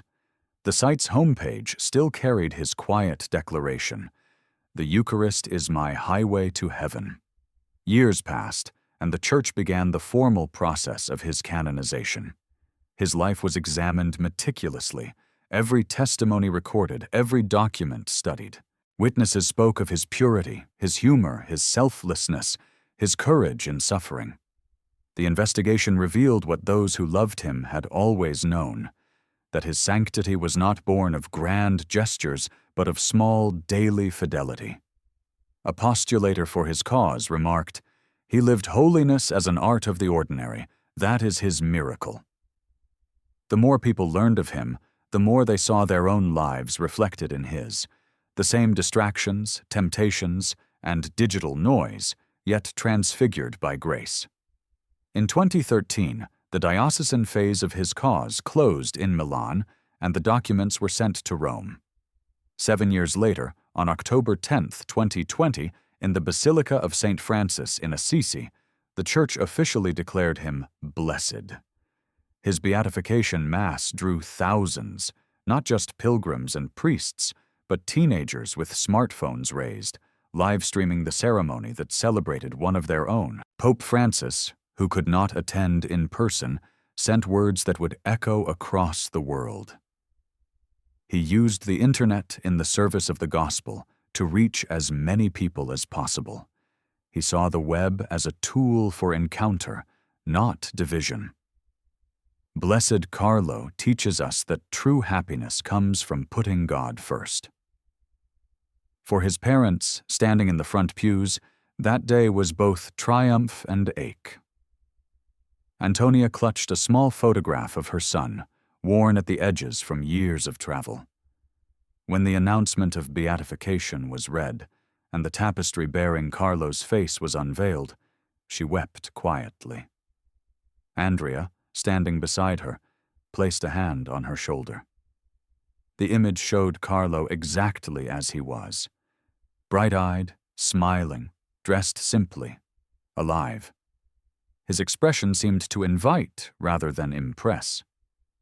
The congregation erupted in applause, and the bells of Assisi rang through the valley. Outside, pilgrims sang, waving banners that read, "Blessed Carlo, pray for us." It was not the applause of celebrity but of recognition, the joyful realization that holiness had once again walked among them. After the ceremony, his mother spoke briefly to reporters. Her words were simple, her voice trembling but firm. "He is reminding the world that God can be loved even in jeans and sneakers. Holiness is not outdated. It is the most modern thing we can live." Around her, young people nodded, some crying openly. They had seen many heroes in their culture, but none who had shown them that sanctity could bloom within their own habits, their own devices, their own century. Carlo's influence continued to grow in ways that defied explanation. His image began to appear in classrooms, on parish bulletin boards, in youth retreats, and even on social media pages dedicated to prayer. Videos about his life circulated widely, inspiring conversations about faith among people who had long dismissed religion as irrelevant. In Brazil, India, and the Philippines, youth groups adopted him as their patron, invoking him for strength against temptation and courage to live truthfully in a world of noise. Teachers called him the patron of students, while priests invoked him as the intercessor of the internet. But titles mattered little. What mattered was the fruit: renewed faith, renewed hope, renewed love. For the Church, his beatification marked not an end, but a beginning. Rome soon began considering the canonization process, examining a second miracle attributed to his intercession. Meanwhile, Assisi continued to receive a stream of pilgrims, each one drawn by the same invisible magnetism, the living example of a boy who had managed to unite heaven and earth through the simple genius of love.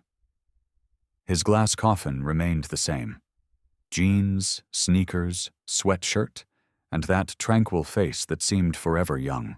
And so the Church, cautious and deliberate, began to see what others already knew: that sanctity had found new expression in the 21st century, and that through this young life, God was still writing his story of light across the screens of the world.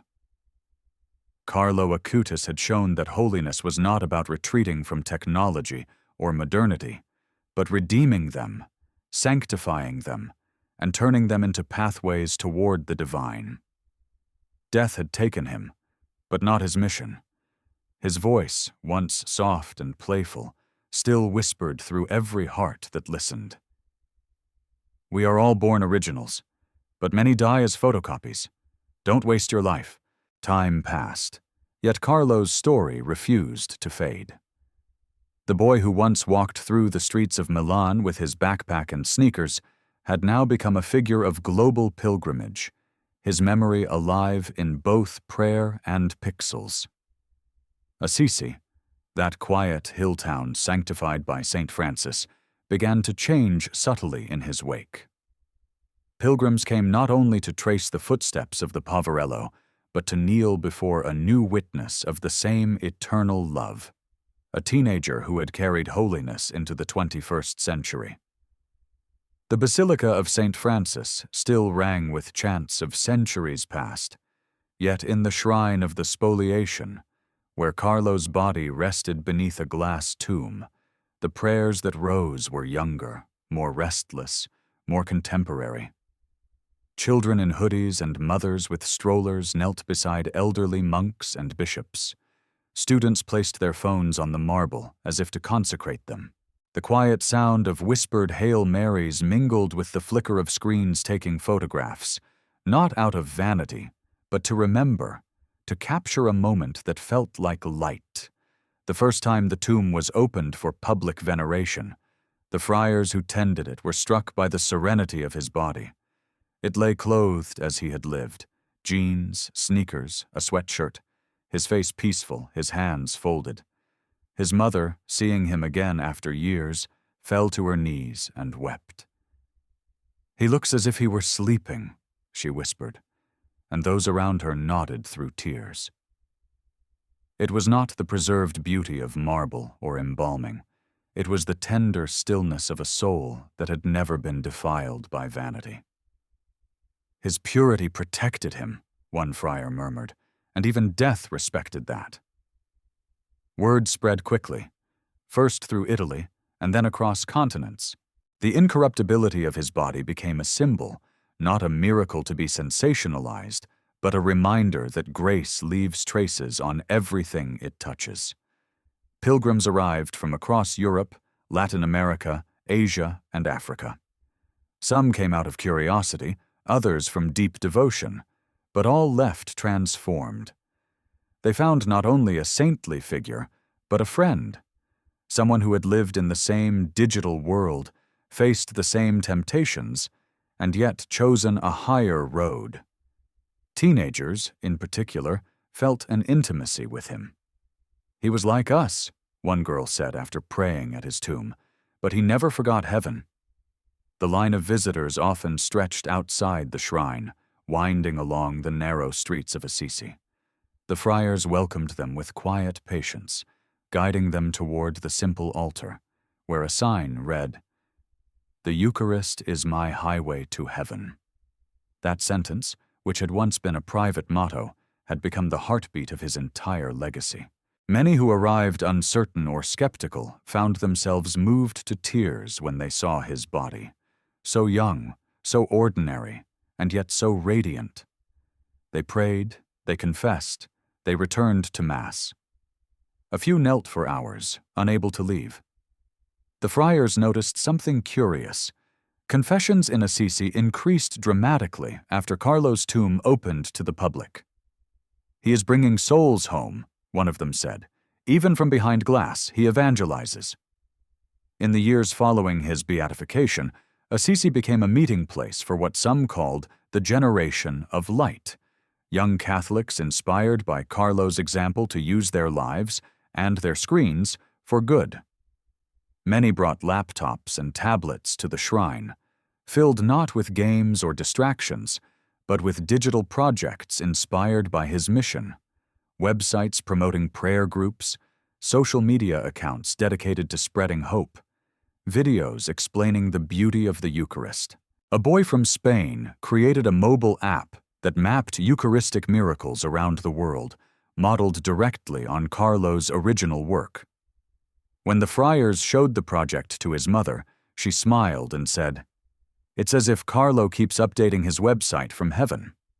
The Church, careful in such matters, avoided sensationalism. Yet the fruit of devotion was undeniable. Bishops spoke of him in pastoral letters. Catechists used his life as an example of living faith.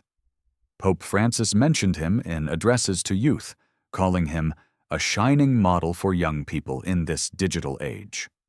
His story began to appear in classrooms, in theology courses, even in sermons across denominations. Some Protestant youth ministers cited his courage and purity as a model of faithfulness in an age of distraction. Beyond the walls of Catholicism, his witness had become universal, a symbol of integrity, focus, and transcendence. But what most moved those who followed his story were the personal conversions, the quiet miracles that no official record would ever capture. Parents spoke of children who returned to church after years of indifference. Addicts found strength to begin again. Lonely teenagers, inspired by his life, discovered in prayer the friendship they had sought in virtual worlds. Antonia, his mother, received countless letters and emails. One came from a young man in Argentina who wrote, "I was addicted to pornography and felt unworthy of God. Then I read about Carlo. I deleted everything that kept me far from grace, and I started going to Mass again." Another from India said, "I thought faith was old-fashioned. Now I realize it's the most revolutionary thing." Through these testimonies, Carlo's presence seemed to echo like a quiet melody across continents. His message was simple, but its clarity cut through the noise of modern life. Sanctity is not outdated. It is eternal youth. He proved that holiness was not an escape from the world, but a new way of being within it, luminous, free, and fully alive. His tomb became not only a place of prayer, but a school of contemplation.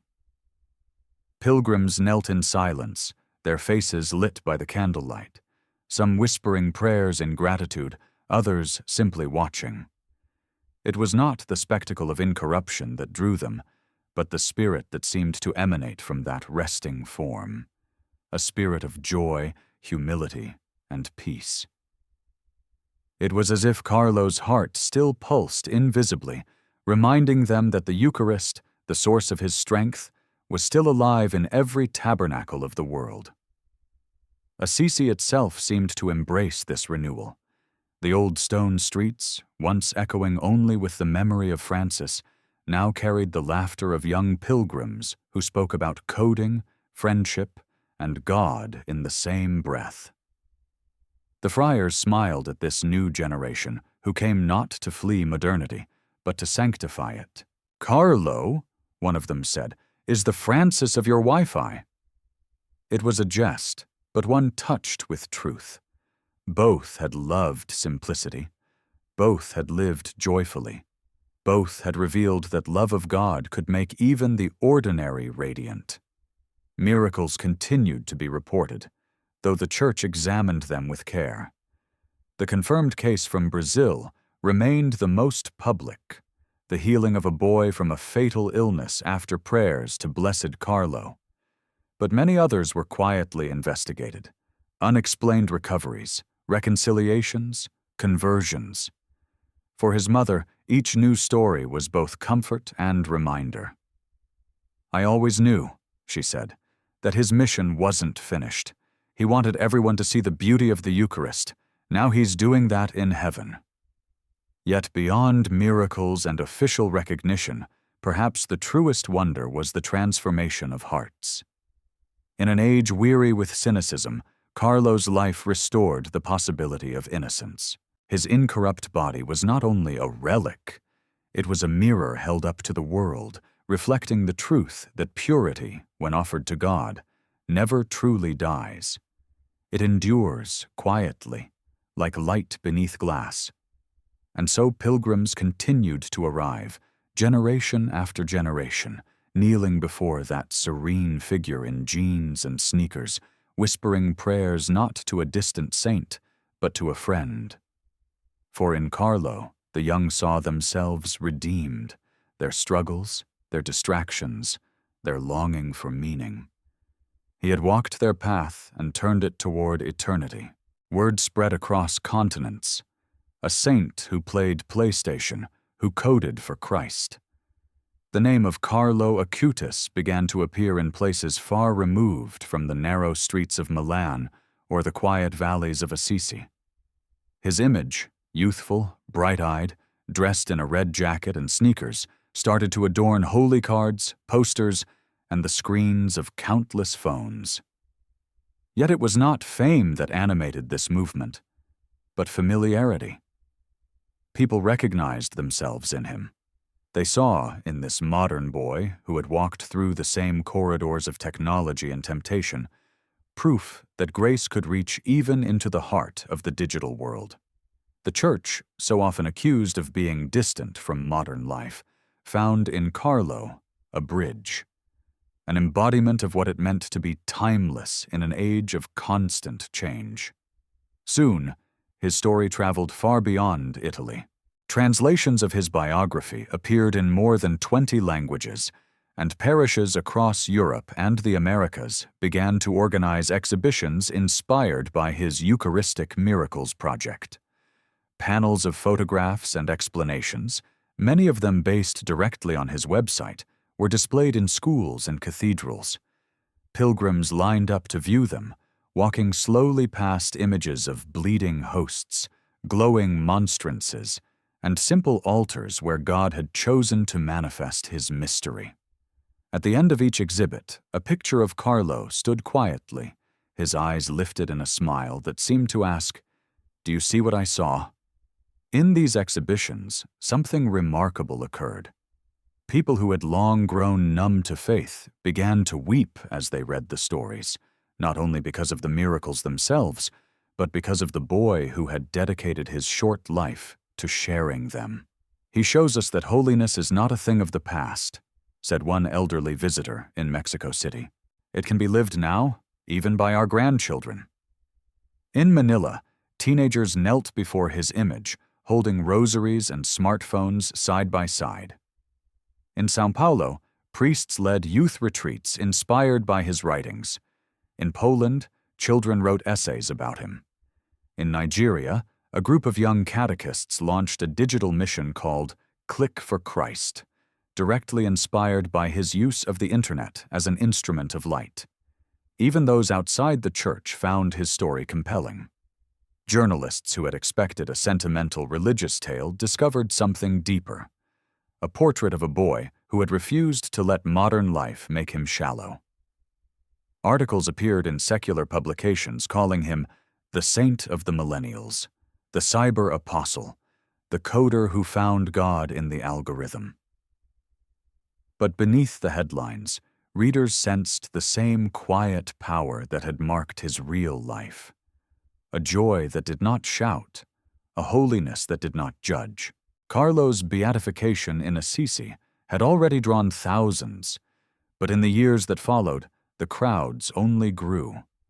Pilgrims from every continent arrived at his tomb, some traveling great distances to kneel in silence before the boy who had turned the internet into a chapel.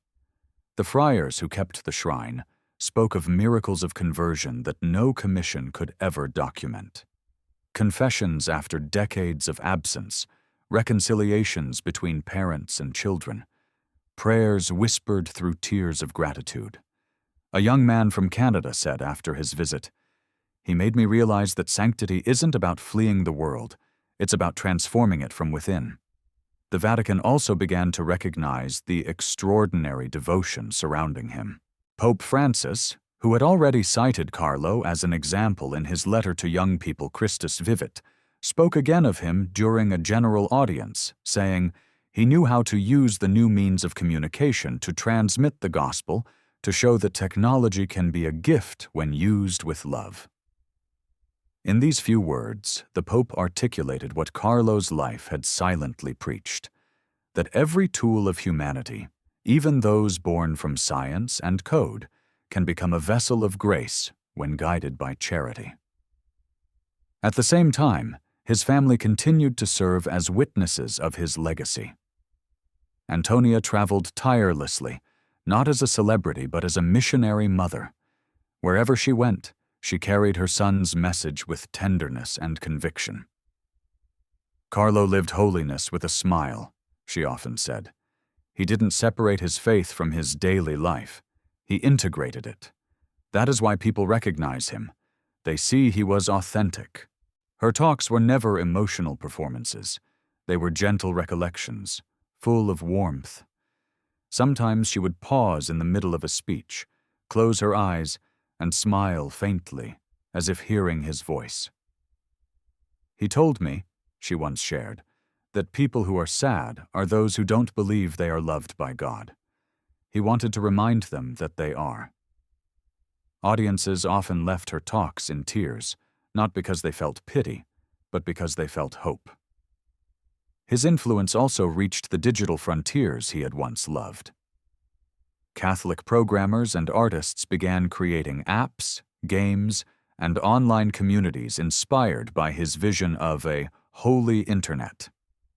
A group of students in the United States founded an online initiative called the Carlo Project, dedicated to promoting truth and kindness in social media. Their motto was one of his quotes: "Everyone is born original, but many die as photocopies." The phrase, once scribbled in his notebook, became a rallying cry for a generation weary of imitation. It was as if his spirit continued to whisper through the circuits of the world. Be what God made you to be, and nothing less. But perhaps his most profound influence was in the Eucharistic revival that seemed to follow his story. Across parishes, youth groups began organizing adoration vigils in his memory. Priests reported full chapels where once they had been empty. In these gatherings, Young people prayed before the Blessed Sacrament, some for the first time in years, and spoke afterward about feeling peace, clarity, purpose. They said they had come to see the Eucharist not as ritual, but as relationship. "Carlo taught me," one teenager said, "that Jesus is not far away. He's right here, waiting." The very miracle that had captivated Carlo's heart now rippled outward, drawing others into the same radiant mystery. Even those burdened by suffering found solace in his example. Parents who had lost children saw in him a companion, a reminder that death was not the end. "He taught us that life, no matter how short, can be full of light," one grieving father said after visiting Assisi. "He gives us courage to keep loving." For the sick, the lonely, the overlooked, Carlo's story offered something far more powerful than sentiment. It offered meaning. He had not escaped suffering. He had transformed it. His leukemia, his weakness, his premature death, none of it had been wasted. In his acceptance, pain itself had been transfigured into praise. Artists began painting him. Composers wrote hymns in his honor, and filmmakers started documentaries that introduced his story to new audiences. Yet through every interpretation, the same quiet truth endured. Carlo had lived holiness not through visions or mysticism, but through fidelity. He had believed that sainthood was nothing more than saying yes to God in the small things: a smile, a prayer, a line of code, a moment of kindness. That yes had become the echo that spanned continents. As devotion to him deepened, Assisi found itself transformed once again into a city of youth. Each October, thousands gathered for the anniversary of his death, now celebrated as a feast of faith and joy. The narrow streets filled with the sound of guitars and hymns, laughter and prayer blending under the Umbrian sun. The friars, who had once worried that faith among the young was fading, now watched in wonder.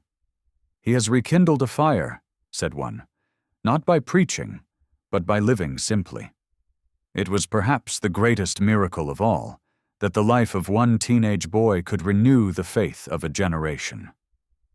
His legacy had become a quiet revolution, not of protest or power, but of presence. He reminded the world that holiness was possible, even now, even here, even through a screen. The Church, cautious and deliberate, began to see what others already knew. From the quiet hills of Assisi to the corridors of the Vatican, the name of Carlo Acutis carried with it a rare harmony. The blending of innocence and intellect, of youth and timeless faith.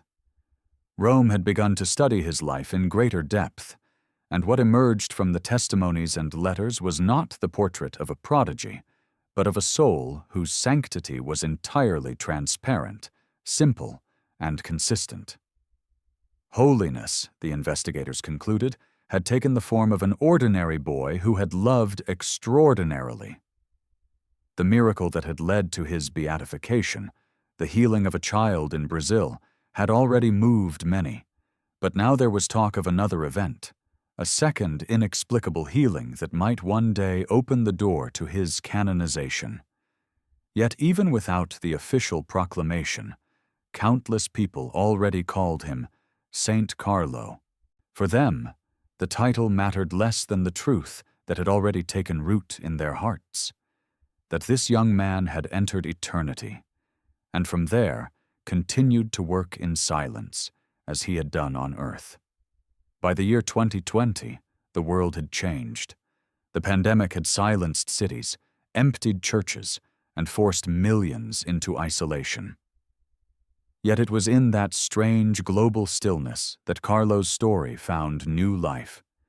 His words about the Eucharist, about the presence of God even when unseen, resonated with a generation deprived of physical communion.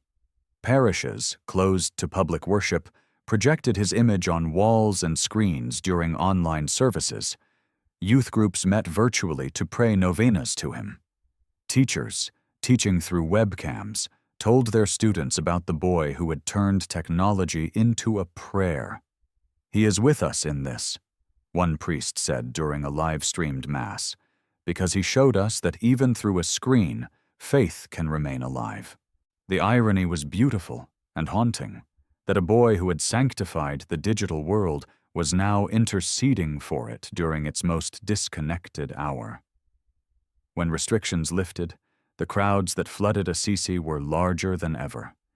Pilgrims came with stories of survival and loss, of loneliness redeemed by prayer, of faith rekindled through the quiet companionship of this youthful blessed. In those who knelt at his tomb, the Church saw not a passing devotion, but a renewal. It was as if Carlo's light had reached every corner of the modern world, not through force, but through familiarity, a holiness that fit the century like breath fits the lungs. His mother continued to travel tirelessly, her voice carrying the memory of her son's smile into auditoriums and cathedrals alike. She spoke not only of his purity and prayer, but of his humor, his kindness, his joy. "He loved pizza," she told a crowd once, "but he loved Jesus more." The line drew laughter, but also tears. Through such simple details, she made sanctity feel attainable again. For the Vatican, the next step was to examine his life as a potential model for youth. Pope Francis, who had already spoken of him in his exhortation Christus Vivit, again praised him publicly, calling him a witness of how beauty and holiness can inhabit the ordinary. He emphasized that Carlo's life was not a flight from modernity, but a transfiguration of it. He understood, the Pope said, that technology is a gift when it becomes a channel of love. His words echoed across the digital landscape, appearing in headlines and posts, carrying with them the same gentle paradox that Carlo himself had embodied, that sanctity was both ancient and new, traditional and revolutionary, eternal, yet modern. The Vatican also authorized new exhibitions of Carlo's work. His Eucharistic Miracles project, once a quiet website, had now become a traveling exposition that circled the world. Panels of his research, photographs of the miracles, and his reflections on faith were displayed in cathedrals, universities, and even shopping malls. In each location, volunteers, many of them teenagers, guided visitors through the displays. They spoke not in lofty theological terms, but in Carlo's own simple words. If we stand before the sun, we become tan. If we stand before the Eucharist, we become saints. People listened, and something in those words stirred them, like a melody they had forgotten but somehow recognized. In Brazil, where his first confirmed miracle had taken place, devotion to him reached extraordinary levels. Parishes were dedicated in his name. Youth groups adopted him as their patron. Parents prayed to him for their children, believing that he understood the struggles of growing up in a distracted world. Some painted his image on church walls, showing him with a laptop in one hand and a host of light in the other. The symbolism was striking. Technology and transcendence united in a single gesture of faith. Meanwhile, scholars began to study his spirituality more closely. Theologians noted how deeply Eucharistic his worldview had been, how every part of his life flowed from and returned to that central mystery. His sanctity, one Jesuit wrote, was not about rejecting the world, but about consecrating it. He compared Carlo's use of the internet to St. Paul's letters. Both had used the means of their age to spread the same message, that love alone endures. Another author described him as the first native saint of the digital continent, a term that soon entered homilies and essays around the world. The movement that followed his beatification was not a cult of personality, but a quiet awakening. Schools began teaching his story in religion classes. Seminaries included him among the modern saints studied for inspiration. His quotes, short, luminous, and practical, circulated widely. "To always be united with Jesus, that is my life plan," one read. Another, "The more Eucharist we receive, the more we will become like Jesus." And perhaps the most famous, "All people are born original, but many die as photocopies." To a world drowning in imitation, those words struck like an arrow. He had lived authenticity so deeply that even his death seemed original, not as tragedy, but as fulfillment. In October of 2022, on the anniversary of his death, Assisi witnessed a gathering unlike any it had seen in decades. Thousands of young pilgrims filled the basilica and the surrounding squares. They came from every continent, many wearing shirts that bore his image or his sayings. The Mass was celebrated by cardinals and bishops, but it was the crowd's silence that most astonished observers. When the Blessed Sacrament was exposed, the entire assembly knelt, a sea of faces lit by candlelight, their glow reflecting on the ancient stones. The friars later said it was as if Assisi itself had come alive again, with the same fire that had once burned in the heart of St. Francis. Among the pilgrims that night were many who had never known the Church, who had arrived skeptical, curious, or even unbelieving. Yet standing before the glass tomb, they found themselves weeping. Some confessed for the first time in their lives, others simply whispered prayers they didn't know they still remembered. One young woman, a college student from Tokyo, wrote afterward, "I came to Assisi because I was tired of noise. I left knowing silence could be filled with God." That was Carlo's true miracle, not only the healing of bodies, but the healing of meaning. He showed the world that faith was not nostalgia, that the gospel was not a relic, that modern life itself could become sacred when lived in truth. The Church, in recognizing him, recognized that holiness had entered a new language, the language of light and code, of pixels and prayer. His legacy was not confined to sanctuaries or books, but breathed through the very networks that defined the modern age. Rome continued to study reports of new miracles, and whispers of canonization grew louder. Yet for those who had come to love him, that official recognition was almost secondary. Carlo was already canonized in their hearts, a saint of simplicity, of joy, of connection. His mother often said, "He is showing us that God has not abandoned this generation. He walks with them through Carlo." In the solemn air of the Vatican, the theologians wrote their reports. In the sunlit streets of Assisi, the pilgrims sang, "Two worlds, one mystery, the eternal made visible through a boy who once coded websites and played video games, and who now stood before the throne of God." But what does it mean, truly, to be a saint of the digital age? That question hovered in the minds of countless pilgrims who knelt before the quiet tomb in Assisi. To some, Carlo was a miracle worker. To others, he was an example, a living bridge between sacred tradition and the restless modern world. Yet the deeper truth of his legacy did not lie in grand gestures or extraordinary visions. It lived in the simplicity with which he transformed ordinary life into a prayer.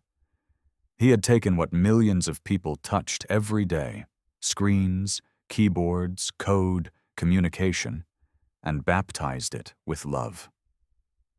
Holiness, for Carlo, had never been an escape from the present moment. It was the transfiguration of it. And that is what his story now taught the world. In every age, the Church has found saints who embody its call to renewal. Francis had once stepped barefoot into the medieval world of greed and war and rediscovered poverty as joy.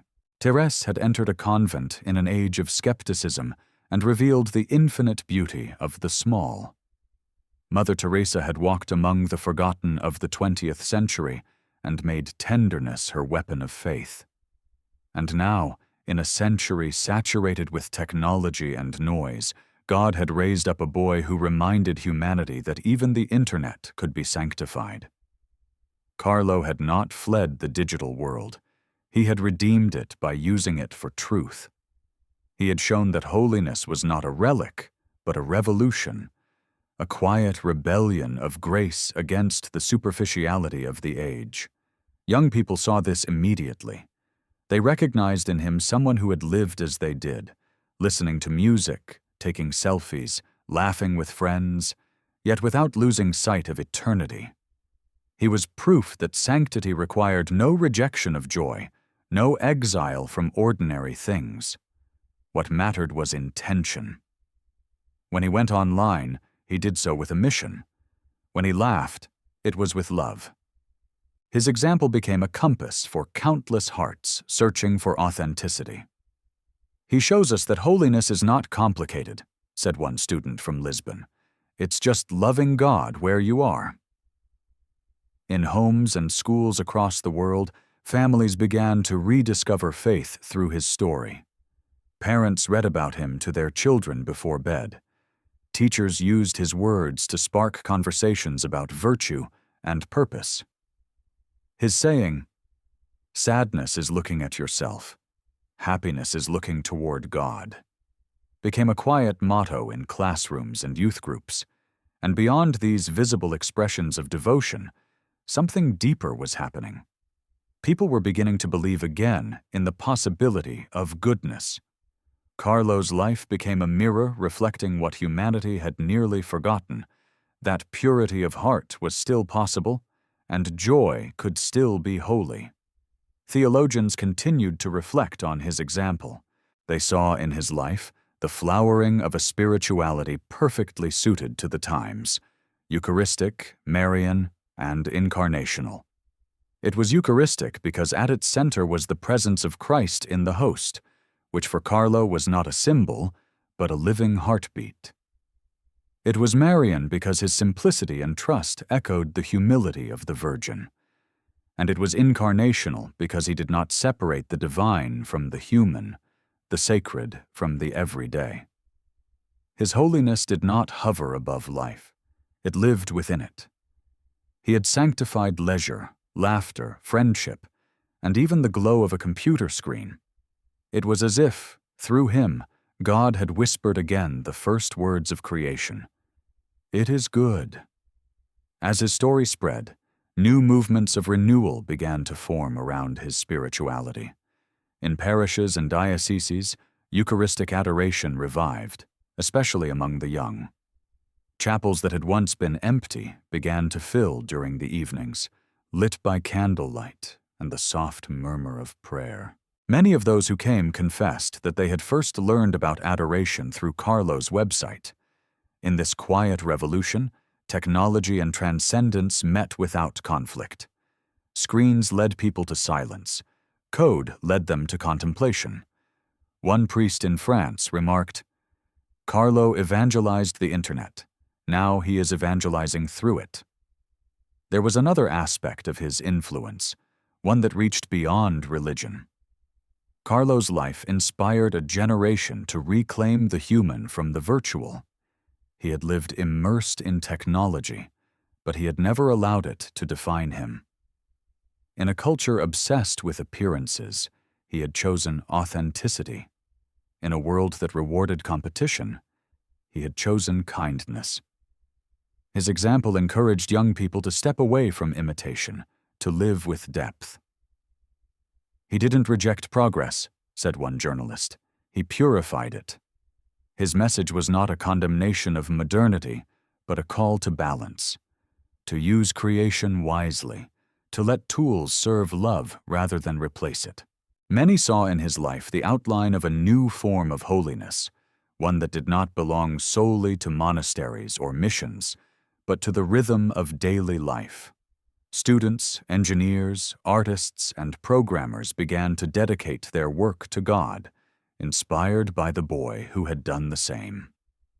Conferences on digital ethics quoted his words. Charities used his story to show that generosity could thrive even in virtual communities. One group of young engineers in Ireland, designing software for the poor, placed his image in their office, calling him our silent project manager. Through these countless small echoes, Carlo's vision continued to shape the world he had briefly walked upon. For his mother, witnessing all of this was both joy and ache. She often said that she could feel his presence everywhere she went, but that the greatest consolation was seeing others fall in love with God through her son's story. He wanted everyone to know that they were loved, she told an audience in Chicago, her voice steady but soft. And now he is still doing it, only with a wider network. When asked how she managed to speak so freely about him, she smiled gently. Because his life isn't finished, she replied. He is still evangelizing. In Assisi, where his body rested, that truth could be felt palpably. Each evening, the shrine glowed with the soft light of candles placed by pilgrims. The friars spoke of the strange peace that seemed to permeate the air. "It's as if he's still praying here," one said. And perhaps he was.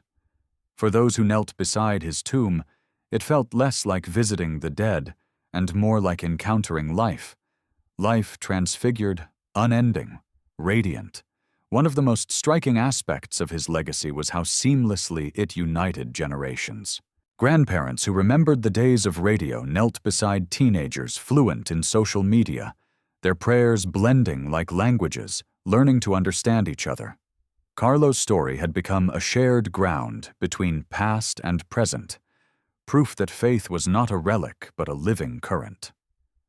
The Eucharist, he had once said, was like a highway to heaven, and now that highway stretched across time, carrying the prayers of millions. In the Church, theologians began to reflect on what his canonization would symbolize if it came to pass. It would not merely be the recognition of a single life, but the acknowledgement that holiness could speak fluently in modern idioms. It would affirm that the gospel had not grown old.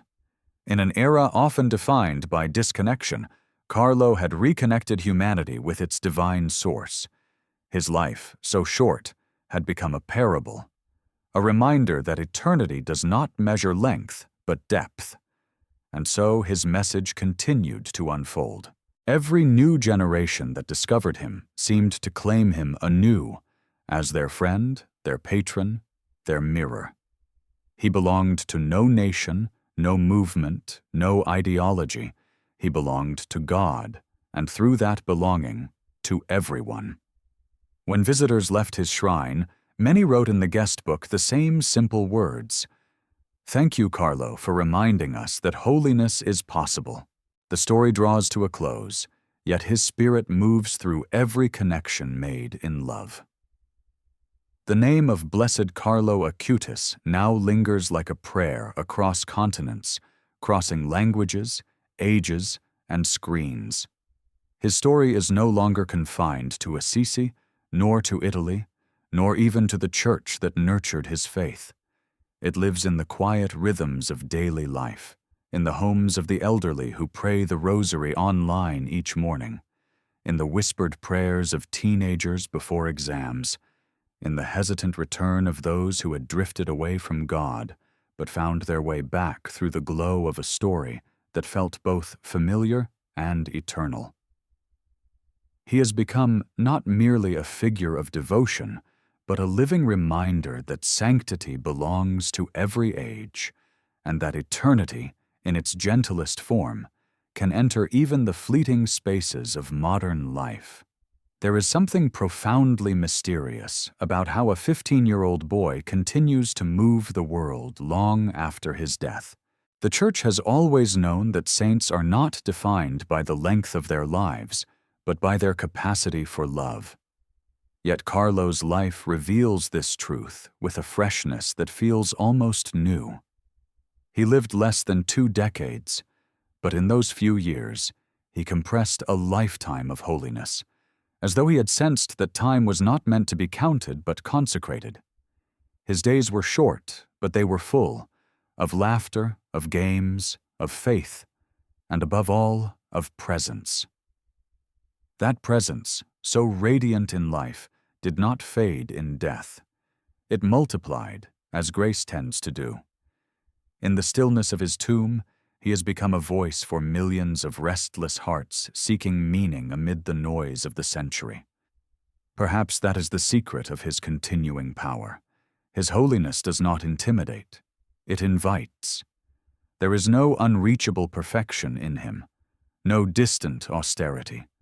His sanctity feels like a friend's warmth, the kind that sits beside you in silence and makes you believe again in goodness. He was not a mystic lost in visions. He was a boy who walked his dog, helped classmates, loved computers, and yet somehow saw eternity shimmering through every moment. He looked at the world not with suspicion, but with wonder. "God is not somewhere far away," he had once said. "He is right in front of you. You just have to open your eyes." Those words, so simple, have become a key for thousands, unlocking faith not through fear, but through beauty. His mother often reflects on this when she speaks to those who come to her for consolation. Parents who have lost children find in her a companion, and through her, they encounter the quiet strength of her son. "He always said he would help me more from heaven," she tells them, and he does. She says that his presence now feels like sunlight, invisible but constant, filling every space she walks into. When she visits Assisi, she kneels by his tomb not as a mourner, but as a mother visiting her child's new home. She prays not for him, but with him. "He taught me to live for heaven," she says, "but he also taught me how to see heaven on earth." And indeed, the world he left behind seems to be learning that same lesson. Carlo's influence has quietly shaped a new generation of believers who no longer see technology and faith as enemies. Through him, they have discovered that the human longing for connection, that endless search for belonging which drives every message, every post, every network, is in fact a reflection of the divine longing to be known and loved. The digital continent, as some now call it, has begun to sprout altars in unexpected places. Online prayer groups, digital adoration live streams, communities of artists and programmers who pray together before they work. It is as if his spirit hovers invisibly above the web, weaving strands of grace through its tangled circuits. His story also continues to challenge the Church itself. For centuries, the language of faith has often struggled to keep pace with the language of culture. Yet in Carlo, these two languages speak fluently together. Bishops and priests speak of him not merely as a saint of youth, but as a teacher of integration. The one who showed that the gospel can be typed, uploaded, and shared without losing its sacred fire. His image now adorns not only church walls but screensavers and coding workshops.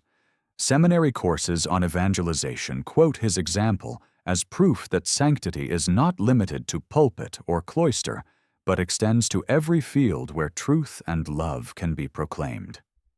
In his wake, even theology has become a little more human, a little more joyful. There are stories, too, that cannot be easily explained, but are whispered in reverent tones among the faithful. Stories of hearts changed in an instant, of conversions born from the smallest encounter with his name. A woman in Argentina, who had abandoned the church decades earlier, stumbled upon a video about him on social media. "He looked so alive," she said. "I wanted to understand what gave him that peace." Within weeks, she returned to confession for the first time in 30 years. A man in India, tormented by guilt, claimed that after praying to Carlo, he dreamed of the boy smiling and saying, "God forgives everything when you ask him." These are not official miracles, but they are miracles nonetheless, the quiet kind that happen not in hospitals, but in hearts. Pilgrims continue to arrive in Assisi in steady streams. The friars who guard his shrine say they have learned to recognize a particular silence that falls when people approach his tomb. "It is not the silence of sorrow," one of them explained, "but of recognition, as though they have finally found the friend they were looking for." The visitors come from everywhere: teenagers in groups, elderly couples holding hands, parents carrying photographs of their children. Many kneel for a long time, some talking softly to him as if he were listening. And perhaps he is. His smile, preserved behind glass, seems to listen with a tenderness that invites trust. When they rise, they often leave with lighter steps, their faces marked by the quiet certainty that they have not been alone. Each October, on the anniversary of his death, Assisi becomes a city of joy. The narrow streets overflow with song, laughter, and prayer. Youth choirs sing his favorite hymns, while priests and pilgrims share stories of the miracles and conversions that have followed in his wake. Candles line the path to the shrine, and in the evening, when the church bells ring, thousands kneel together in silence. It is a sight that seems to bridge heaven and earth, a communion not of the past, but of the present, living and breathing. There is a sense that Carlo himself is among them, unseen but near, smiling as he once smiled when his friends gathered to pray. The Vatican continues to study new reports of miracles. If another is confirmed, it may open the way to his canonization, the formal recognition of what countless souls already believe. Yet for those who love him, he is already more than blessed. He is a companion, a protector, a gentle reminder of how close holiness can be. He is invoked by students, by programmers, by those battling addiction, by parents praying for their children. And in every invocation, there echoes the same refrain: "Blessed Carlo, help us to see God in our ordinary lives." His mother once said that she hopes people will not only admire her son, but imitate him. "He lived what he believed," she said. "That's all." Those words, stripped of all ornament, reveal the heart of his legacy. Carlo's greatness lies not in his achievements, but in his authenticity. He was, above all, real, and in a world aching for sincerity, that realness is its own form of sanctity. And so the story ends as it began, not with spectacle, but with silence. The silence of prayer, of wonder, of gratitude. The world turns, the years pass, and yet his light endures, not as a relic of nostalgia, but as a lamp still burning on the altar of modern faith. In every corner of the earth, where a young heart turns to God through the hum of a machine or the flicker of a screen, there, unseen, Carlo smiles. His mission continues in the hearts he has awakened, in every act of kindness, in every prayer whispered in the dark.